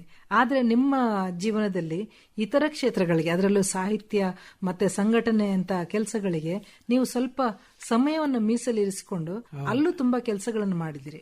ಅದ್ರ ಬಗ್ಗೆನೂ ಸ್ವಲ್ಪ ತಿಳ್ಕೊಳ್ಬೇಕು. ಯಾಕಂದ್ರೆ ಇದೆರಡು ವಿರುದ್ಧ ಕ್ಷೇತ್ರಗಳು. ಸಾಹಿತ್ಯ ಮತ್ತೆ ಅದಕ್ಕೆ ಸಂಬಂಧಪಟ್ಟ ಚಟುವಟಿಕೆಗಳಂದ್ರೆ ಒಂದು ರೀತಿ ಕಲ್ಪನಾ ಲೋಕ. ಇದು ವಿಜ್ಞಾನ ಅನ್ನೋದು ಅಲ್ಲಿ ನಿಖರತೆಯನ್ನ, ಪ್ರಿಸಿಷನ್ ಅನ್ನ ಸಾಧಿಸಬೇಕಾದಂತ, ಅದು ಕೂಡ ಬಾಹ್ಯಾಕಾಶ ವಿಜ್ಞಾನ, ಇಂಥ ಸವಾಲುಗಳ ಕ್ಷೇತ್ರ. ಅದನ್ನು ಎರಡನ್ನು ನೀವು ಜೊತೆ ಜೊತೆಯಾಗಿ ಮಾಡ್ತಾ ಇದ್ರಲ್ಲ, ಅದ್ರ ಬಗ್ಗೆ ಒಂದ್ ಸ್ವಲ್ಪ ಹೇಳಿ. ನಾವು ಸುಮಾರು 6,000 ಜನ ಇದ್ವಿ ವಿಕ್ರಮ್ ಸಾರಾಭಾಯ್ ಸ್ಪೇಸ್ ಸೆಂಟರ್ ನಲ್ಲಿ ಅಂತ ಹೇಳಿದ್ನಲ್ಲ. ನೀವು ಸುಮಾರು 1971ರಲ್ಲಿ ಸೇರಿದಾಗ, 1971ರಲ್ಲಿ ಸೇರಿದಾಗ ಒಂದು 600-700 ಜನ ಇದ್ರು. ಬರ್ತಾ ಬರ್ತಾ ಜನ ಜಾಸ್ತಿ ಆಗಿ 6,000 ಜನದವರೆಗೂ ಮುಟ್ಟಿತ್ತು ನಮ್ಮ ಸ್ಟ್ರೆಂತ್. ಅಲ್ಲಿ ಸುಮಾರು 75-80 ಜನ ಕನ್ನಡದವರಿದ್ವಿ. ಅವ್ರನ್ನೆಲ್ಲ ಸಂಘಟಿಸಿ ನಾವು ಕರ್ನಾಟಕ ಅಸೋಸಿಯೇಷನ್ ಅಂತ ಮಾಡಿ ಒಂದು ತಿಂಗಳಿಗೊಂದು ಫಂಕ್ಷನ್ ಮಾಡ್ತಾ ಇದ್ವಿ. ಕನ್ನಡದ ಫ್ಯಾಮಿಲೀಸ್ ಎಲ್ಲ ಮೀಟ್ ಆಗಿ. ಅದಕ್ಕೆ ನಾನು ಒಂದು 2 ವರ್ಷ ಪ್ರೆಸಿಡೆಂಟ್ ಆಗಿದ್ದೆ. ಅದೇ ತರ ನಮ್ಮ ಫ್ರೆಂಡ್ಸ್ ಎಲ್ಲ ಸೆಕ್ರೆಟರಿಗಳಾಗಿದ್ರು. ನಾವು ಹೆಚ್ಚು ಕಮ್ಮಿ ಒಂದು 2,000-3,000 ಕನ್ನಡ ಪುಸ್ತಕದ ಒಂದು ಲೈಬ್ರರಿ ಮಾಡಿದ್ವಿ. 71 ಆರಂಭ ಮಾಡಿದ್ದು. ಬಟ್ ನಾವು ಕಂಟಿನ್ಯೂಸ್ ಆಗಿ ಪ್ರತಿ ವರ್ಷನೂ ಒಂದು 10-12 ಫಂಕ್ಷನ್ಸ್ ಮಾಡ್ತಾ ಇದ್ವಿ. ಕನ್ನಡ ಸಿನಿಮಾಗಳನ್ನ ಇಲ್ಲಿಂದ ತರಿಸಿ ಪ್ರದರ್ಶನಕ್ಕೆ ತೋರಿಸ್ತಾ ಇದ್ವಿ. ನಮ್ಮ ಜನಗಳಿಗೆಲ್ಲ ಈಸಿಯಾಗಿ ಕನ್ನಡ ಸಿನಿಮಾ ದೊರಕಲಿ ಅಂತ ಹೇಳಿ, ಮನರಂಜನೆ ದೊರಕಲಿ ಅಂತ ಹೇಳಿ. ಆಮೇಲೆ ಇದೇ ತರ ನಾವು ಸಂಘದ 10 ವರ್ಷ ಆದಾಗ ಒಂದು ಕರ್ನಾಟಕ ರಾಜ್ಯ ವೈಭವ ಅಂತ ಹೇಳಿ ಪ್ರೋಗ್ರಾಮ್ ಮಾಡಿ, ನಮ್ಮ ಸಂಸ್ಕೃತಿಯ ಪೂರ್ಣ ವಿಜಯನಗರದ ಎಂಪೈರ್ನಿಂದ ಇಲ್ಲಿವರೆಗೂ ಏನೇನಾಯ್ತು ಅಂತ ಹೇಳಿ ಅದನ್ನ ಚಿತ್ರ ಮತ್ತು ಸೌಂಡ್ ಅಂಡ್ ಲೈಟ್ ತರ ಪ್ರೋಗ್ರಾಮ್ ಮಾಡಿ ನಾವು ಪಾರ್ಟಿಸಿಪೇಟ್ ಮಾಡಿದ್ವಿ, ಎಲ್ಲ ಜನ ಮೆಂಬರ್ಸ್. ಆ ತರ ಸಂಸ್ಕೃತ ವೈಭವ ಅಂತ ಮಾಡಿದ್ವಿ. ಅದು ತುಂಬಾ ಚೆನ್ನಾಗಿ ಬಂತು. ಅಲ್ಲಿಗೆ ತಿರುವನಂತಪುರಕ್ಕೆ ಬರ್ತಿದ್ದ ಕನ್ನಡದ ಇತರೆ ಸಾಹಿತಿಗಳು, ಸಂಗೀತಗಾರರು, ಅವ್ರನ್ನೆಲ್ಲರನ್ನು ನಾವು ಕರೆದು ಸನ್ಮಾನ ಮಾಡ್ತಾ ಇದ್ವಿ. ಮಲ್ಲಿಕಾರ್ಜುನ್ ಮನ್ಸೂರ್ ಬಂದಿದ್ರು, ಭೀಮಸೇನ್ ಜೋಶಿ ಬಂದಿದ್ರು, HS ವೆಂಕಟೇಶ್ ಮೂರ್ತಿ ಅವರೆಲ್ಲ ಬಂದಿದ್ರು. ಆಮೇಲೆ RK ಶ್ರೀಕಂಠನ್ ಬಂದಿದ್ರು. ವಿಜ್ಞಾನಿಗಳೆಲ್ಲ ಸೇರಿ ಸಾಹಿತಿಗಳ, ಸಂಗೀತ ಕಲಾವಿದರ ಒಡನಾಟವನ್ನು ಇರಿಸಿಕೊಂಡಿದ್ರಿ ನೀವು. ಆಮೇಲೆ ಗೋಪಾಲ್ ಕೃಷ್ಣ ಅಡಿಗಿರು ಬಂದಿದ್ರು. ಇವರನ್ನೆಲ್ಲರನ್ನು ನಾವು ಕರೆದು ನಮ್ಮ ಜೊತೆಗೆ ಒಂದು ಸಂಜೆ ಕಾಲ ಕಳೆಯೋಗೆ ಇಂಟರಾಕ್ಷನ್ ಮಾಡೋದು, ಆ ತರ ಎಲ್ಲ ಮಾಡಿದ್ವಿ. ನಮ್ಮ ಇದರಲ್ಲೇ 2,000-3,000 ಪುಸ್ತಕಗಳು ಲೈಬ್ರರಿ ಮಾಡಿದ್ವಿ. ವಾರದ ಕೊನೆಯ ಒಳಗೆ ಮಾತ್ರ ನಮ್ಮನೆ ಒಳಗೆ ಇರ್ತಾ ಇತ್ತು ಲೈಬ್ರರಿ. ಅಲ್ಲಿ ಬಂದು ಪುಸ್ತಕಗಳನ್ನ ಇಡ್ಲಿಕ್ಕೆ ಅವಕಾಶ ಇತ್ತ ನಿಮ್ಮ ಮನೆಯಲ್ಲಿ? ಇತ್ತು. ಅಂದ್ರೆ ಇದ್ದ ಜಾಗದಲ್ಲೇನೆ ನಾವು ಇದು ಮಾಡಿದ್ದು. ತುಂಬಾ ಚೆನ್ನಾಗಿ ನಡೀತಿತ್ತು ಕರ್ನಾಟಕ ಅಸೋಸಿಯೇಷನ್. ತುಂಬಾ ನಮ್ಮ ಈ ಅಷ್ಟು ಪುಸ್ತಕಗಳ ನಿರ್ವಹಣೆ ಮತ್ತೆ ಅದನ್ನು ಓದೋದು, ಅದನ್ನು ಹೌದು ಕೊಡೋದು, ಇಶ್ಯೂ ಮಾಡೋದು, ಇದು ಮಾಡೋದು, ಅದಕ್ಕೆ ಕಮಿಟಿಯ ಒಬ್ಬೊಬ್ಬ ಸದಸ್ಯ ಬಂದು ಅಲ್ಲಿ ನೋಡ್ಕೋಬೇಕು. ಒಂದೊಂದು ವಾರ ರೊಟೇಷನ್ ನಲ್ಲಿ, ಅಂದ್ರೆ ವಾರಾಂತ್ಯದಲ್ಲಿ ಮಾತ್ರ ನಿರ್ವಹಿಸ್ತಾ ಇತ್ತು. ಆಮೇಲೆ ನಾವು ಇಷ್ಟು ಮಾಡಿದ್ರೆ ಸಾಲದು ಅಂತಂದ್ಬಿಟ್ಟು ನಾವು ಪುರಂದರದಾಸರ 51 ಕೃತಿಗಳನ್ನ ಮಲಯಾಳಂ ಸ್ಕ್ರಿಪ್ಟ್ ನಲ್ಲಿ ಮ್ಯೂಸಿಕ್ ನೊಟೇಷನ್ ಸಮೇತ ಒಂದು ಬುಕ್ ಪ್ರಿಂಟ್ ಮಾಡಿಸಿ ಕರ್ನಾಟಕ ಅಸೋಸಿಯೇಷನ್ ಮುಖಾಂತರ ಪ್ರಿಂಟ್ ಮಾಡಿ ಅದನ್ನ ಅಲ್ಲಿನ ಸಂಗೀತಗಾರಗಳಿಗೆಲ್ಲ ಹಂಚಿದ್ವಿ. ಅದೇ ತರ ಅಲ್ಲಿ ಸ್ವಾತಿ ತಿರುನಾಳ್ ಕಾಂಪೋಸಿಷನ್ಸ್ ಅಂದ್ರೆ ಅವರ ಕೃತಿಗಳನ್ನ 51 ಕೃತಿಗಳನ್ನ ಕನ್ನಡದಲ್ಲಿ ತಂದು ಅದಕ್ಕೂ ನಾವು ಮ್ಯೂಸಿಕಲ್ ನೊಟೇಷನ್ ಸಮೇತ ಪ್ಲಸ್ ಅದರ ಅರ್ಥ ಆಗಿರ್ತ ಎಲ್ಲ ಸಮೇತ ಮಾಡಿಸಿ ಇಲ್ಲಿನ ಸಂಗೀತಗಾರರಿಗೆ ಹಂಚಿದ್ವಿ. ಒಂದು ವಿನಿಮಯ ಆದ ಹಾಗೆ ಆಯ್ತಲ್ಲ? ಹೌದು. ಆ ಕನ್ನಡ ಕೀರ್ತನೆಗಳ ಪುಸ್ತಕನ RK ಶ್ರೀಕಂಠನ್ನೇ ರಿಲೀಸ್ ಮಾಡಿದ್ದು. ಅವರನ್ನು ಕರೆದು ನಾವು ಒಂದು ಫಂಕ್ಷನ್ ಅರೇಂಜ್ ಮಾಡಿ ಅವ್ರ ಕೈಯಿಂದ ರಿಲೀಸ್ ಮಾಡಿಸಿ ಇಲ್ಲಿ ಎಲ್ಲ ಸಂಗೀತಗಾರರಿಗೂ ನಾವು ಫ್ರೀಯಾಗಿ ಹಂಚಿದ್ವಿ. ಇದೆರಡಕ್ಕೂ ಕರ್ನಾಟಕ ಸರ್ಕಾರ ಹಾಗೂ ಕೇರಳ ಸರ್ಕಾರ, ಕನ್ನಡ ಮತ್ತು ಸಂಸ್ಕೃತಿ ಇಲಾಖೆ ಇಲ್ಲಿ, ಅಲ್ಲಿ ಮಲಯಾಳಂ ಮತ್ತು ಸಂಸ್ಕೃತಿ ಇಲಾಖೆ ಅಲ್ಲಿನವರು ಎಲ್ಲರೂ ನಮಗೆ ಧನ ಸಹಾಯ ಮಾಡಿದ್ರು. ಬಹಳ ಶ್ಲಾಘನೀಯ ಪ್ರಯತ್ನ ಇದು. ಯಾಕಂದ್ರೆ ಕನ್ನಡದ ಕೀರ್ತನೆಗಳನ್ನ ಅರ್ಥ ಮಾಡಿಕೊಂಡು ಮಲಯಾಳಂ ಕಲಾವಿದರು ಹಾಡೋದು ಬಹಳ ಒಂದು ಸುಂದರವಾದ. ಅದರಲ್ಲಿ ಪೂರ್ತಿ ನಾವು ಅರ್ಥನೂ ಕೊಟ್ಟಿದ್ವಿ. ಮಲಯಾಳಂನೆಲ್ಲ ಅರ್ಥ ಯಾವ ಸಂದರ್ಭದಲ್ಲಿ ಆಯ್ತು ಅಂತೆಲ್ಲ ಬರೆದಿದ್ವಿ. ಅದೇ ತರ ಸ್ವಾತಿ ತಿರುನಾಳು ಒಂದೊಂದು ಕೃತಿನೂ ಯಾವಾಗ ರಚಿಸಿದ್ರು, ಅದ್ರ ಅರ್ಥ ಏನು ಅಂತ ಹೇಳಿ ಅದನ್ನು ಇದು ಮಾಡಿದ್ವಿ. ಅಲ್ಲಿ ಒಬ್ರು ಪ್ರೊಫೆಸರ್ ವೆಂಕಟ ಸುಬ್ರಹ್ಮಣ್ಯ ಅಯ್ಯರ್ ಅಂತಿದ್ರು. ಅವರು ಸ್ವಾತಿ ತಿರುನಾಳ್ ಇದಕ್ಕೆ ಅಥಾರಿಟಿ, ಅವರ ಬಗ್ಗೆ ತಿಳ್ಕೊಂಡವರು ಇದ್ರು. ಅವರು ಸಹಾಯ ತಗೊಂಡು ನಾವು ಮಾಡಿಸಿದ್ವಿ. ಬಹಳ ಒಳ್ಳೆಯ ಕೆಲಸಗಳನ್ನ ವಿಜ್ಞಾನಿಗಳು ಮಾಡಿದ್ದೀರಾ. ಆಮೇಲೆ ಅದಾಗತ್ಲು ಇನ್ನೊಂದು ನೆಕ್ಸ್ಟ್ ಒಂದು ಕೆಲಸ ಮಾಡಿದ್ವಿ. ಅಲ್ಲಿ ಮಲಯಾಳಂನ ಸಣ್ಣ ಕಥೆಗಳು ಅದನ್ನೆಲ್ಲ ಕನ್ನಡಕ್ಕೆ ತರ್ಜುಮೆ ಮಾಡಿಸಿ ಅದನ್ನ ಒಂದು ಪುಸ್ತಕ, ಒಂದು 250-300 ಪೇಜಿನ ಪುಸ್ತಕನ ತಯಾರು ಮಾಡಿ ಎಲ್ಲಾರ್ಗು ಕೊಟ್ವಿ. ಇಲ್ಲಿ ಕನ್ನಡ ಸಾಹಿತ್ಯ ಪ್ರಿಯರಿಗೆ ಕರ್ನಾಟಕದಲ್ಲಿ ಹಂಚಿದ್ವಿ. ಅದರ ಹೆಸರು ಮಂದಾರ ಮಲ್ಲಿಗೆ ಅಂತ ಹೆಸರಿಟ್ಟಿದ್ವಿ.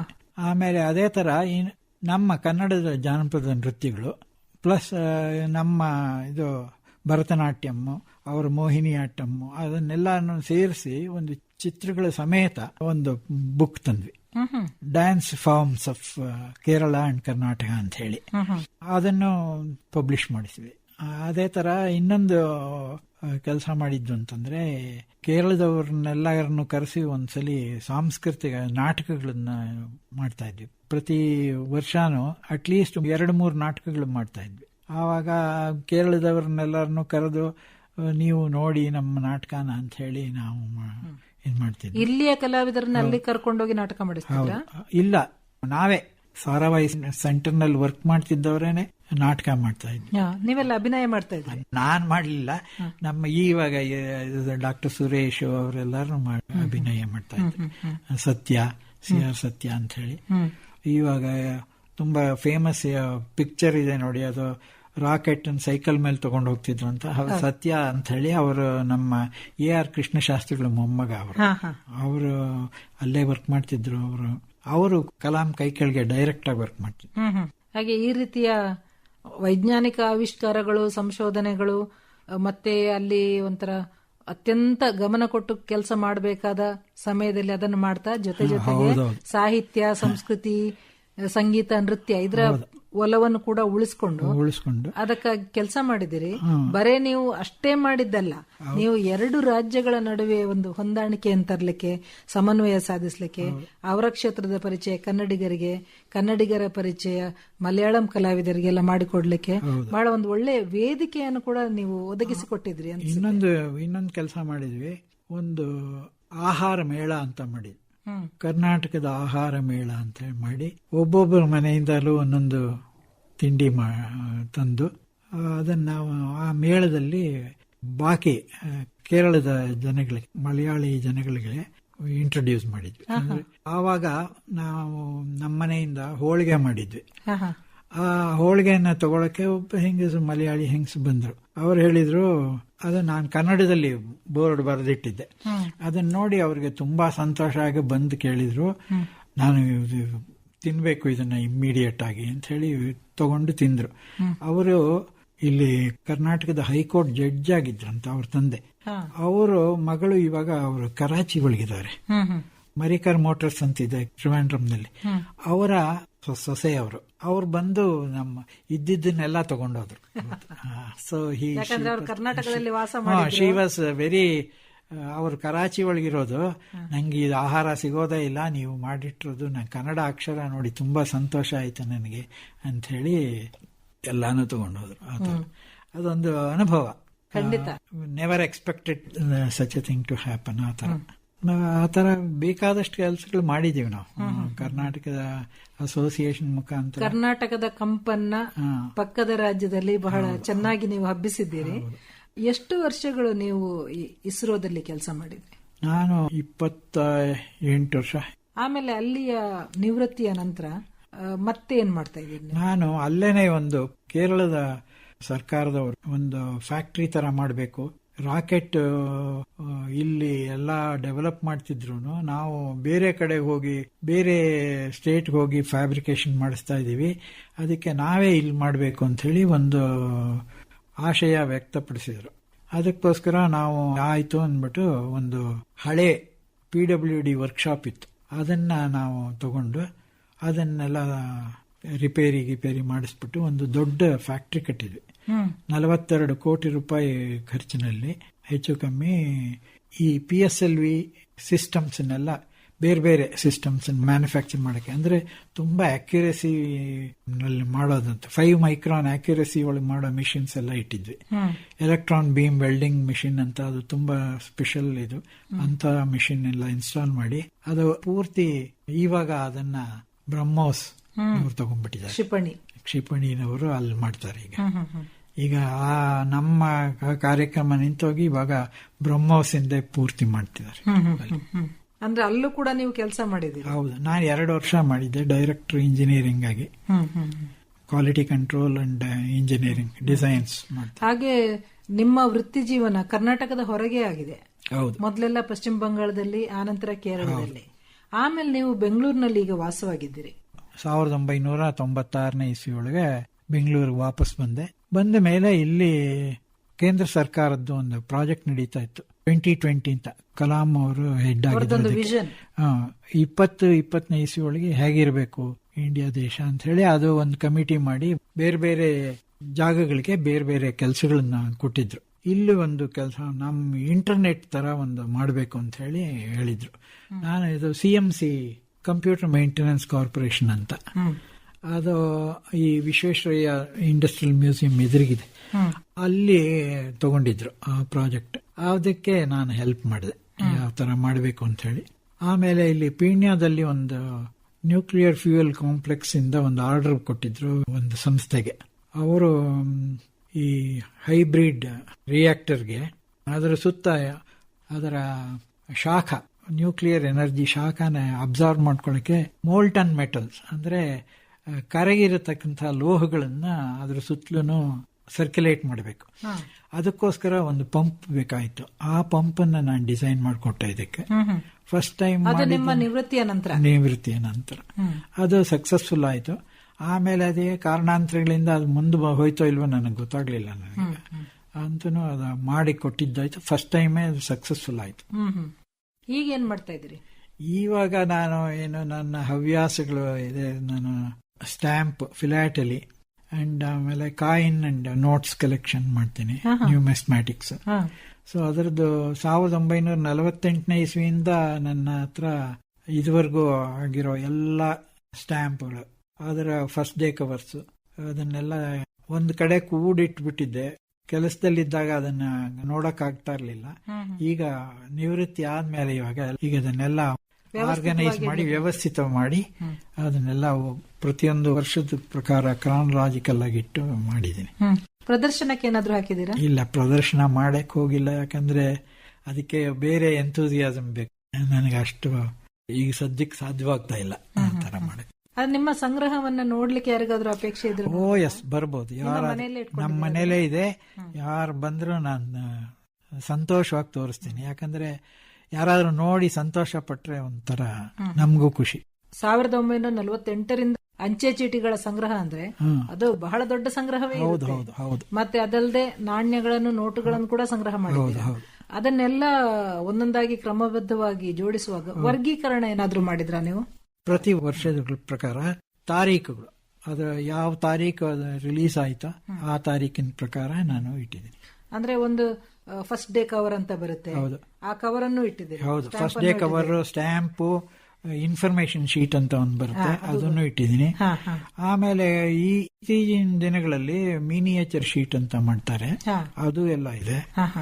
ಅದರ ಡೀಟೇಲ್ಸ್ ಅನ್ನೆಲ್ಲ ಕಂಪ್ಯೂಟರ್ನಲ್ಲಿ ಎಂಟರ್ ಮಾಡಿ ಅದನ್ನೆಲ್ಲ ಡೇಟಾಬೇಸ್ ಡೇಟಾಬೇಸ್ ತಯಾರು ಮಾಡಿ ಅದು ಪ್ರಿಂಟ್ಔಟ್ ತಗೊಂಡು ಅದರಲ್ಲಿ ಕರೆಕ್ಟ್ ಆಗಿ ಇಟ್ಟು ಮಾಡಿದ್ವಿ.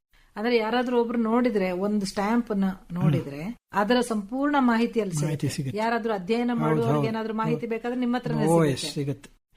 ಎಕ್ಸೆಪ್ಟ್ 48ರಿಂದ ಇದುವರೆಗೂ ನನ್ನ ಹತ್ರ ಒಂದು 10-12 ಸ್ಟ್ಯಾಂಪ್ ಇಲ್ಲ, ಬಾಕಿದೆಲ್ಲ ಇದೆ. ಬಹುಶಃ ಯಾರ ಹತ್ರನೂ ಇರ್ಲಿಕ್ಕಿಲ್ಲ ಆ ರೀತಿಯ ಸಂಗ್ರಹ. ಎಲ್ಲ ಇದೆ ಪೂರ್ತಿ. ಇದನ್ನ ಮಾಡ್ಲಿಕ್ಕೆ ಬಹಳ ಶ್ರಮ ಬೇಕಾಗುತ್ತೆ. ಪರಿಶ್ರಮದ ಜೊತೆ ತುಂಬಾ ಅದನ್ನ ವ್ಯವಸ್ಥಿತವಾಗಿ ಇಟ್ಕೊಳ್ಳಿಕ್ಕೂ ಒಂದು ಸ್ವಲ್ಪ ಸಮಯ ಎಲ್ಲ ಬೇಕಾಗುತ್ತೆ. ಹಿಂದಿನ ಕಾಲದಲ್ಲಿ ನಾವು ಅಲ್ಲೇನೆ ಹೋಗಿ ತಗೋಬೇಕಾಗಿತ್ತು. ಆವಾಗ ನನ್ನ ಶ್ರೀಮತಿ ಹೋಗಿ ಪೋಸ್ಟ್ ಆಫೀಸ್ ನಲ್ಲಿ ಕ್ಯೂ ನಿಂತ್ಕೊಂಡು ತಗೊಂಡ್ಬರ್ತಾ ಇದ್ರು. ಅದನ್ನೆಲ್ಲ ಒಂದ್ ಕಡೆ ಇಟ್ಬಿಟ್ಟಿದ್ವಿ. ಅದನ್ನ ವ್ಯವಸ್ಥೆ ಮಾಡೋದಕ್ಕೆ ನಮ್ಗೆ ಟೈಮ್ ಸಿಗ್ತಾ ಇರ್ಲಿಲ್ಲ ಕೆಲಸ ಮಧ್ಯದಲ್ಲಿ. ಅದರಿಂದ ಇವಾಗ ನಿವೃತ್ತಿ ಹೊಂದಿದ ಮೇಲೆ ಅದನ್ನ ಪೂರ್ತಿ ಅರೇಂಜ್ ಮಾಡಿದ್ದೇನೆ. ಅದು ಬಿಟ್ಟು ಇತರ ಏನ್ ಚಟುವಟಿಕೆಗಳನ್ನು ಮಾಡ್ತಾ ಇದ್ದೀರಿ ಈಗ? ಇವಾಗ ಇನ್ನೇನು ಇಲ್ಲ, ಬರೀ ಸಂಗೀತ ಕೇಳೋದು. ನಾವು ಕರ್ನಾಟಕ ಮ್ಯೂಸಿಕ್ ತುಂಬಾ ಕೇಳ್ತೀವಿ. ನನ್ನ ಮಗಳು ಕೂಡ MA ಮ್ಯೂಸಿಕ್. ಅದರಿಂದ ಮನೆ ಫ್ಯಾಮಿಲಿ ಪೂರ್ತಿ ಸಂಗೀತದ ಪ್ರೇಮಿಗಳು. ತಿರುವನಂತಪುರದಲ್ಲಿದ್ದಾಗ ನಿಮ್ಗೆ ಸಂಗೀತ ಕೇಳಲಿಕ್ಕೆ, ನಿಮ್ಮ ಮಗಳಿಗೆ ಕಲೀಲಿಕ್ಕೆ ಎಲ್ಲ ಅವಕಾಶ ಚೆನ್ನಾಗಿತ್ತು? ಹೌದು, ಅಲ್ಲಿ ಅವಳು ವಿಮೆನ್ಸ್ ಕಾಲೇಜ್ನಲ್ಲಿ ಸಂಗೀತ ಓದಲು. ನಾನು ಸ್ವಾತಿ ತಿರುನಾಳ್ ಸಂಗೀತ ಸಭಾ ಅಂತಿದೆ, ಅದರಲ್ಲಿ 77ನೇ ಇಸ್ವಿಯಿಂದ ಹೆಚ್ಚು ಕಮ್ಮಿ ನಾವು 96ನೇ ಇಸ್ವಿವರೆಗೂ ಎಲ್ಲ ಕಚೇರಿಗಳಿಗೂ ಹೋಗಿದ್ದೆ. ಒಂದು 20 ವರ್ಷ ಬಿಡದೆ ಎಲ್ಲ ಕಚೇರಿಗೂ ರಾತ್ರಿ 6 ಗಂಟೆ ಮೇಲ್ ಬಂದು ಆಫೀಸ್ನಿಂದ ಬಂದು ಸೀದಾ ಸಂಗೀತ ಕಚೇರಿಗೆ ಹೋಗಿದ್ದ ದಿವಸಗಳು ಬೇಕಾದಷ್ಟಿದೆ. ನಿಮ್ಗೆ ಸಾಹಿತ್ಯ ಸಂಗೀತ ಕಡೆ ವಿಶೇಷ ಒಲವು, ಅದನ್ನ ಈಗಲೂ ಮುಂದುವರಿಸಿಕೊಂಡು ಹೋಗ್ತಾ ಇದ್ದೀರಿ? ಹೌದು. ಇನ್ನೊಂದು ಹವ್ಯಾಸ ಅಂದ್ರೆ ಶ್ರುತಿ ಅಂತ ಒಂದು ಡ್ಯಾನ್ಸ್ ಒಂದು ಮ್ಯೂಸಿಕ್ ಮೇಲೆ ಒಂದು ಮ್ಯಾಗಝೀನ್ ಇದೆ. ಅದು 1992ನೇ ಇಸ್ವಿಯಿಂದ ಶುರುವಾಗಿದ್ದು, ನಾನು ಪ್ರತಿ ಇಶ್ಯೂನು ಇಟ್ಟಿದ್ದೀನಿ. ಅದನ್ನ ಪ್ರತಿ ಸಂಚಿಕೆನೂ ಪ್ರತಿ ವರ್ಷದ ಪ್ರಕಾರ ಅರೇಂಜ್ ಮಾಡಿ ಇಟ್ಟಿದ್ದೀನಿ. ಅಲ್ಲಿ ನಿಮ್ಗೆ ಮತ್ತೆ ನೃತ್ಯದ ಬಗ್ಗೆ, ಕಲಾವಿದರ ಬಗ್ಗೆ ಎಲ್ಲಾನು ಸಿಗುತ್ತೆ. ಬಹಳ ಅದ್ಭುತವಾದ ಯಾರಾದ್ರೂ PhD ಮಾಡೋ ವಿದ್ಯಾರ್ಥಿಗಳಿಗೆ ಬೇಕು ಅಂದ್ರೆ ಬಂದು ನೋಡಬಹುದು. ಬಹಳ ಅತ್ಯುತ್ತಮ ಅದ್ಭುತ ಸಂಗ್ರಹ ನಿಮ್ಮ ಹತ್ರ ಇದೆ. ನಾಣ್ಯಗಳಿವೆ, ಅಂಚೆ ಚೀಟಿಗಳಿಗೆ, ಸಂಗೀತ ನೃತ್ಯದ ಬಗ್ಗೆ ಮಾಹಿತಿ ಇರುವಂತ ಪ್ರಕಟಣೆಗಳಿವೆ, ಪುಸ್ತಕಗಳು ಇದೆ, ಸಂಗೀತದ ಪುಸ್ತಕಗಳು ತುಂಬಾ ಇದೆ. ಬಹಳಷ್ಟು ವಿಷಯಗಳನ್ನ ನೀವು ವೃತ್ತಿ ಸಂಬಂಧಿ ಹೇಳಿದ್ರಿ, ಯಾವ್ಯಾವ ಸಂದರ್ಭದಲ್ಲಿ ಏನೇನು ಮಾಡಿದ್ರಿ ಅಂತ. ಹವ್ಯಾಸಗಳನ್ನು ಹೇಳಿದ್ರಿ, ಒಂದಷ್ಟು ಬೇರೆ ಬೇರೆ ಚಟುವಟಿಕೆಗಳನ್ನು ನೀವು ತೊಡಕೊಂಡಿದ್ದೀರಿ. ಸುದೀರ್ಘವಾದ ಒಳ್ಳೆ ಜೀವನವನ್ನು ನೀವು ನಡೆಸ್ತಾ ಇದ್ದೀರಿ ಅಂತ ನಿಮ್ಮ ಮಾತುಗಳಲ್ಲೇ ಗೊತ್ತಾಗುತ್ತೆ. ಬೇರೆ ಬೇರೆ ಕಡೆ ಕೆಲಸ ಮಾಡಿದ್ದೀರಾ, ವಿದೇಶಕ್ಕೂ ಹೋಗಿದ್ದೀರಾ. ಹಾಗಿರುವಾಗ ನೀವು ಬೇರೆ ಬೇರೆ ವ್ಯಕ್ತಿಗಳ ಸಂಪರ್ಕದಲ್ಲಿ ಖಂಡಿತ ಬಂದಿರ್ತೀರಿ. ನಿಮ್ಮ ಜೀವನದಲ್ಲಿ ಇವತ್ತಿಗೂ ಕೂಡ ನೀವು ನೆನಪು ಮಾಡಿಕೊಳ್ಳುವಂತ ಯಾವ್ದಾದ್ರು ವಿಶೇಷ ಘಟನೆಗಳನ್ನಿದ್ರೆ ಸ್ವಲ್ಪ ಹೇಳ್ಬೋದಾ? ಎಸ್, ಹೇಳ್ತೀನಿ. ನಾನು ಜರ್ಮನಿಗೆ ಹೋಗಿದ್ದೆ ಅಂತ ಹೇಳಿದ್ನಲ್ಲ, ಅಲ್ಲಿಂದ ವಾಪಸ್ ಬರುವಾಗ ನಮಗೆ ಹಿಂದಿನ ಕಾಲದಲ್ಲಿ ಈ ತರ ಡೈರೆಕ್ಟ್ ಫ್ಲೈಟ್ ಅಂತ ಇರಲಿಲ್ಲ. ಒಂದು 3-4 ಕಡೆ ಚೇಂಜ್ ಮಾಡ್ಕೊಂಡು ಬರಬೇಕಾಗಿತ್ತು. ನನಗೆ ಜರ್ಮನ್ ಅಕಾಡೆಮಿಕ್ ಎಕ್ಸ್ಚೇಂಜ್ ನವರು ಟಿಕೆಟ್ ಕೊಟ್ಟಿದ್ದು ಬ್ರೌನ್ಸ್ವೈಗ್ನಿಂದ ಫ್ರಾಂಕ್ಫರ್ಟ್ನಿಂದ ಮ್ಯೂನಿಚ್ನಿಂದ ಕರಾಚಿಯಿಂದ ಬಾಂಬೆಯಿಂದ ಬ್ಯಾಂಗ್ಳೂರ್, ಈ ತರ ಟಿಕೆಟ್ ಕೊಟ್ಟಿದ್ರು. ಅದು ಕೂಡ ದೀರ್ಘ ಪ್ರಯಾಣ ಅಲ್ವಾ? ದೀರ್ಘ ಪ್ರಯಾಣ. ಅದು ಆಲ್ಮೋಸ್ಟ್ ಒಂದು 24 ಅವರ್ಸ್ ಗಿಂತ ಜಾಸ್ತಿ ಆಯ್ತು. ಆವಾಗ ಕರಾಚಿ ಒಳಗೆ ಇಳಿದಾಗ ಆವಾಗ ತಾನೇ ಯುದ್ಧ ಮುಗಿದಿತ್ತು. ನಾನು 67ನಲ್ಲಿ ಆವಾಗ ಯಾವುದೋ ವಾರ್ ಮುಗಿದಿತ್ತು, ಇಂಡೋ-ಪಾಕ್ ವಾರ್ ಮುಗಿದಿತ್ತು. ಆವಾಗ Indians they were harassing like anything in the ಏರ್ಪೋರ್ಟ್ನಲ್ಲಿ ತುಂಬಾ ಹಿಂಸೆ ಕೊಟ್ರು. ನೀವು ಇಲ್ಲ 7 ಗಂಟೆವರೆಗೂ ಇರಕ್ಕಾಗಲ್ಲ. ನನ್ನ ಮುಂದಿನ ಫ್ಲೈಟ್ 7 ಗಂಟೆಗಿತ್ತು, ಅದು ಬಾಂಬೆಗೆ ಹೋಗೋದು. ಆವಾಗ ಇಲ್ಲ, ನೀವು ಇಲ್ಲಿ ಇರಕ್ಕಾಗಲ್ಲ, ಏರ್ಪೋರ್ಟ್ನಿಂದ ಹೊರಕ್ಕೆ ಹೋಗ್ಲೇಬೇಕು ಅಂತ ಹೇಳಿ ಸೆಕ್ಯೂರಿಟಿನವರು ನಾನೇನು ಎಲ್ಲೋದ್ರೂ ಎಲ್ಲಿ ಕೂತ್ಕೊಳ್ಳೋಕ್ಕೂ ಬಿಡ್ತಾ ಇರಲಿಲ್ಲ. ಆವಾಗ ನಾನು ಏನಪ್ಪ ಮಾಡೋದು, ಇವಾಗ ಸಿಟಿ ಒಳಕ್ ಹೋದ್ರೆ ನಮ್ಗೆ ವಾಪಸ್ ಬರಕ್ ತಿರ್ಗಾ ಗೊತ್ತಾಗಲ್ಲ, ಅದಕ್ಕೋಸ್ಕರ ಇಲ್ಲೇ ಹೇಗಾದ್ರೂ ಇರಬೇಕು ಅಂತ ಹೇಳಿ ನಾನು ಪ್ರಯತ್ನ ಪಡ್ತಾ ಇದ್ದೆ. ಆಮೇಲೆ ಎಷ್ಟೊತ್ತಾದ್ರೂ ಅವ್ರು ಬಿಡ್ತಲೇ ಇರಲಿಲ್ಲ. ನಾನು ಎಲ್ಲಿ ಕೂತ್ರೆ ಅಲ್ಲಿ ಹೋಗಿ no you please get out of this lounge ಅಂತ ಗಲಾಟೆ ಮಾಡಿದ್ರು. ಆವಾಗ ನಾನು ನಮ್ಮ ಟಿಕೆಟ್ ಲುಫ್ತಾನ್ಸಾ ಇದ್ದಿದ್ರಿಂದ ಲುಫ್ತಾನ್ಸಾ ಕೌಂಟ್ರಿಗೆ ಹೋದೆ. ಅಲ್ಲೊಬ್ಬ ಮನುಷ್ಯ ಕೂತಿದ್ದ. ಆಮೇಲೆ ಅವನಿಗೆ ಕೇಳ್ಕೊಂಡೆ, ನೋಡಿ ಈ ಥರ ಮಾಡ್ತಿದ್ದಾರೆ, ನಮಗೆ ಲುಫ್ತಾನ್ಸಾ ಟಿಕೆಟ್ ಇದೆ, ನೀವು ನನಗೆ ನಾಳೆ ಬೆಳಗ್ಗೆ 7 ಗಂಟೆಗೆ ಬೊಂಬೈಗೆ ಹೋಗೋದಕ್ಕೆ ಟಿಕೆಟ್ ಕೊಟ್ಟಿದ್ದೀರಾ, ಅದರಿಂದ ನೀವೇ ನನಗೆ ಹೆಲ್ಪ್ ಮಾಡಬೇಕು, ಊರ್ನೊಳಕ್ಕೆ ಹೋಗೋಕ್ಕೆ ನನಗೆ ಇಷ್ಟ ಇಲ್ಲ, ಇಲ್ಲೇ ಏರ್ಪೋರ್ಟ್ನಲ್ಲೇ ಇದ್ಬಿಟ್ಟು ನಾನು ಮುಂದಕ್ಕೆ ಹೋಗ್ತೀನಿ ಅಂತ ಹೇಳಿದೆ. ಅದಕ್ಕೆ ಮನುಷ್ಯ ಟಿಕೆಟ್ ಕೊಡಿ ಅಂತ ಕೇಳಿ ಇಸ್ಕೊಂಡು ಅವನು ನೋಡಿ ಅದು ಬ್ಯಾಂಗ್ಳೂರ್ ಅಂತಿತ್ತಲ್ಲ, ಅದಕ್ಕೆ ಅವನು, sir are you going to Bangalore, do you belong to Bangalore ಅಂತ ಕೇಳಿದ. ಹೌದು, ಹಾಗೆ ನಾನು ಬೆಂಗಳೂರಿನವನೇನೆ, ಬೆಂಗಳೂರಿಗೆ ಹೋಗ್ತಾ ಇದ್ದೀನಿ ಅಂತ ಹೇಳಿದೆ. ಸರ್ ಕನ್ನಡ ಬರುತ್ತಾ ಅಂತ ಕೇಳಿದೆ. ರಾತ್ರಿ 2 ಗಂಟೆ 2:30 ಇರ್ಬೋದು ಅವಾಗ. ಅವತ್ತು ನನಗೆ ತುಂಬಾ ಹೆದರಿಕೆ ಆಗ್ತಾ ಇತ್ತು. ಆವಾಗ ತಾನೇ ಯುದ್ಧ ಮುಗಿದಿತ್ತು, ಇದೇನು ಇಂಥ ಕಡೆ ಪಾಕಿಸ್ತಾನಲ್ಲಿ ಬಂದು ಸಿಕ್ಕಾಕೊಂಡ್ಬಿಟ್ಟಿದ್ದೀನಲ್ಲ, ಏನ್ ಮಾಡೋದು ಅಂತ ತುಂಬಾ ಗಾಬರಿ ಆಗಿತ್ತು.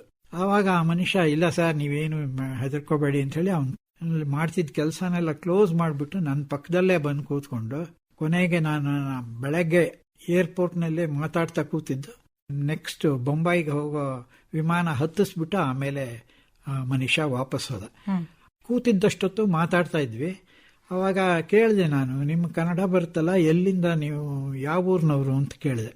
ಅದಕ್ಕೆ ನಾನು ಬೆಂಗಳೂರು ಅಂತ ಹೇಳಿದೆ. ಬೆಂಗಳೂರು ಅಂತ ಹೇಳಿದ ಮೇಲೆ, ನೀನು ಬೆಂಗಳೂರಿನಲ್ಲಿ ಯಾವ ಭಾಗದಲ್ಲಿದೆಯಾ, ಶಿವಾಜಿನಗರ ಏನು ಅಂತ ಕೇಳಿದೆ ನಾನು. ಇಲ್ಲ, ನಾನು ಮಹಮಡನ್ ಬ್ಲಾಕು ಬಸವನಗುಡಿ ಸೌತ್ ಎಂಡ್ ಸರ್ಕಲ್ನಲ್ಲಿದ್ದೀನಿ ಇಂದ. ನಮ್ಮನೇನೋ ಅಲ್ಲೇನೆ ಗಾಂಧಿ ಬಜಾರ್ನಲ್ಲೇ ಇದ್ದಿದ್ರಿಂದ ನಾನು ಅದೇ ಏರಿಯಾದವನು ಅಂತ ಹೇಳಿದೆ. ಅವನಿಗೆ ಇನ್ನೂ ತುಂಬಾ ಸಂತೋಷ ಆಗೋಯ್ತು. ಸರ್, ಎಷ್ಟೋ ವರ್ಷ ಆದ್ಮೇಲೆ ನಾನು ಕನ್ನಡ ಮಾತಾಡ್ತಾ ಇದ್ದೀನಿ, ರಾತ್ರಿ ಇಷ್ಟೊತ್ತಿನಲ್ಲಿ ನೋಡಿ ಹೀಗೆ ಸಿಕ್ಕಿದ್ದೀರಾ ನೀವು ಅಂತ ತುಂಬಾ ಸಂತೋಷ ಪಟ್ಕೊಂಡ.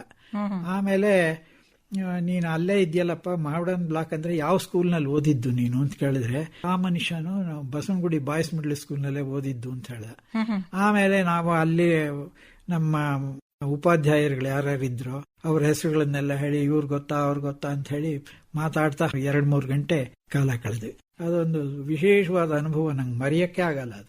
ಇದು ಬಹುಶಃ ನಿಮ್ಗೆ ಬಹಳ ಆರಂಭದ ಕಾಲದಲ್ಲಿ. ಆ ನಂತರ ಎಲ್ಲಾದ್ರೂ ಬೇರೆ ಏನಾದ್ರೂ ಘಟನೆಗಳಾಗಿತ್ತಾ?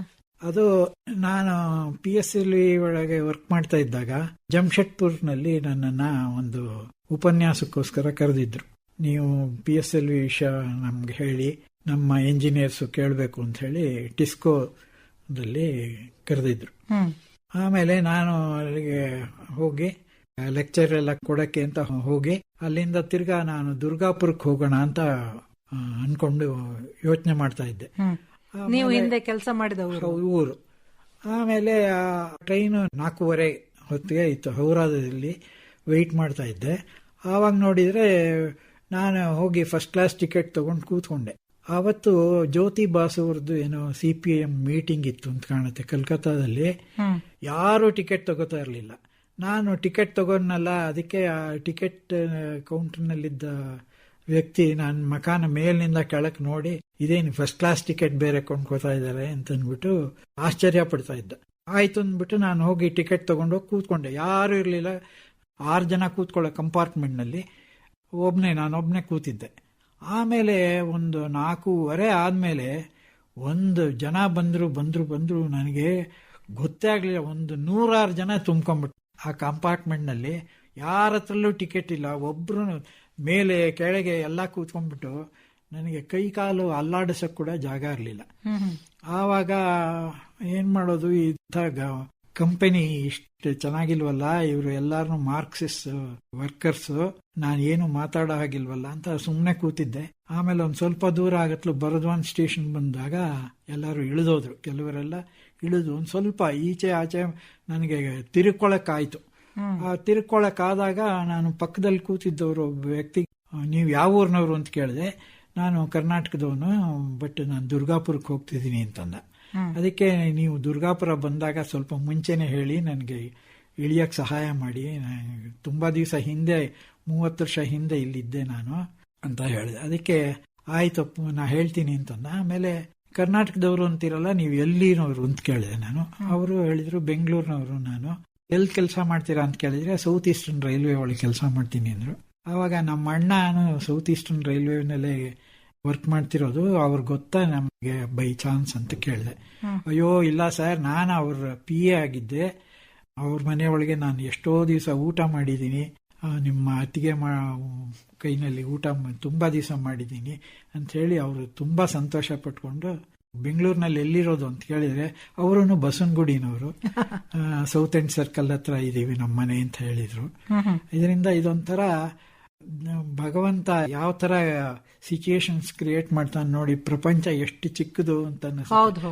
ಅಷ್ಟು ಜನಗಳ ಮಧ್ಯದಲ್ಲಿ ನನ್ನ ಪಕ್ಕದಲ್ಲೇ ಕೂತಿರೋದು ಒಂದು ತುಂಬಾ ಆಶ್ಚರ್ಯಕರವಾದ ಸಂಗತಿ. ಹೌದು, ಹಾಗೆ ಆಗುತ್ತೆ. ಯಾವುದೋ ಒಂದು ದೂರದ ಸೀಮೆಗೆ ಹೋದಾಗ ಯಾರೋ ಒಬ್ರು ಅಪರಿಚಿತರಾಗಿ ಬಂದವರು ನಮ್ಮ ಪಕ್ಕದವರೇ ಆಗಿರ್ತಾರೆ. ಇದು 89ರಲ್ಲೋ 90ರಲ್ಲೋ ಆಗಿದ್ದು ಅನುಭವ. ಬಹಳ ಸುಂದರವಾದ ಅನುಭವಗಳಿವೆ. ಈ ಅನುಭವಗಳೇ ನಮ್ಮ ನೆನಪನ್ನು ಮತ್ತಷ್ಟು ಮಧುರ ಮಾಡ್ತವೆ. ಹೌದು, ಮರ್ಫೀಸ್ ಲಾ ಅಂತಿದೆ, if something can go wrong it will go wrong ಅಂತ.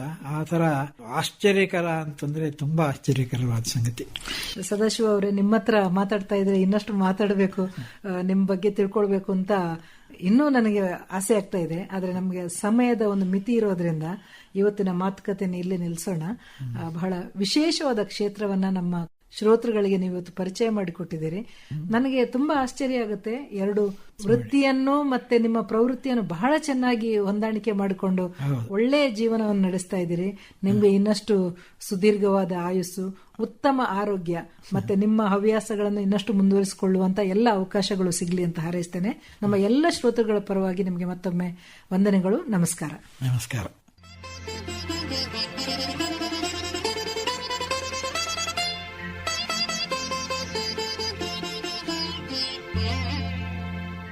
ಸಾಫಲ್ಯ ಸಾಧಕರ ವೇದಿಕೆ.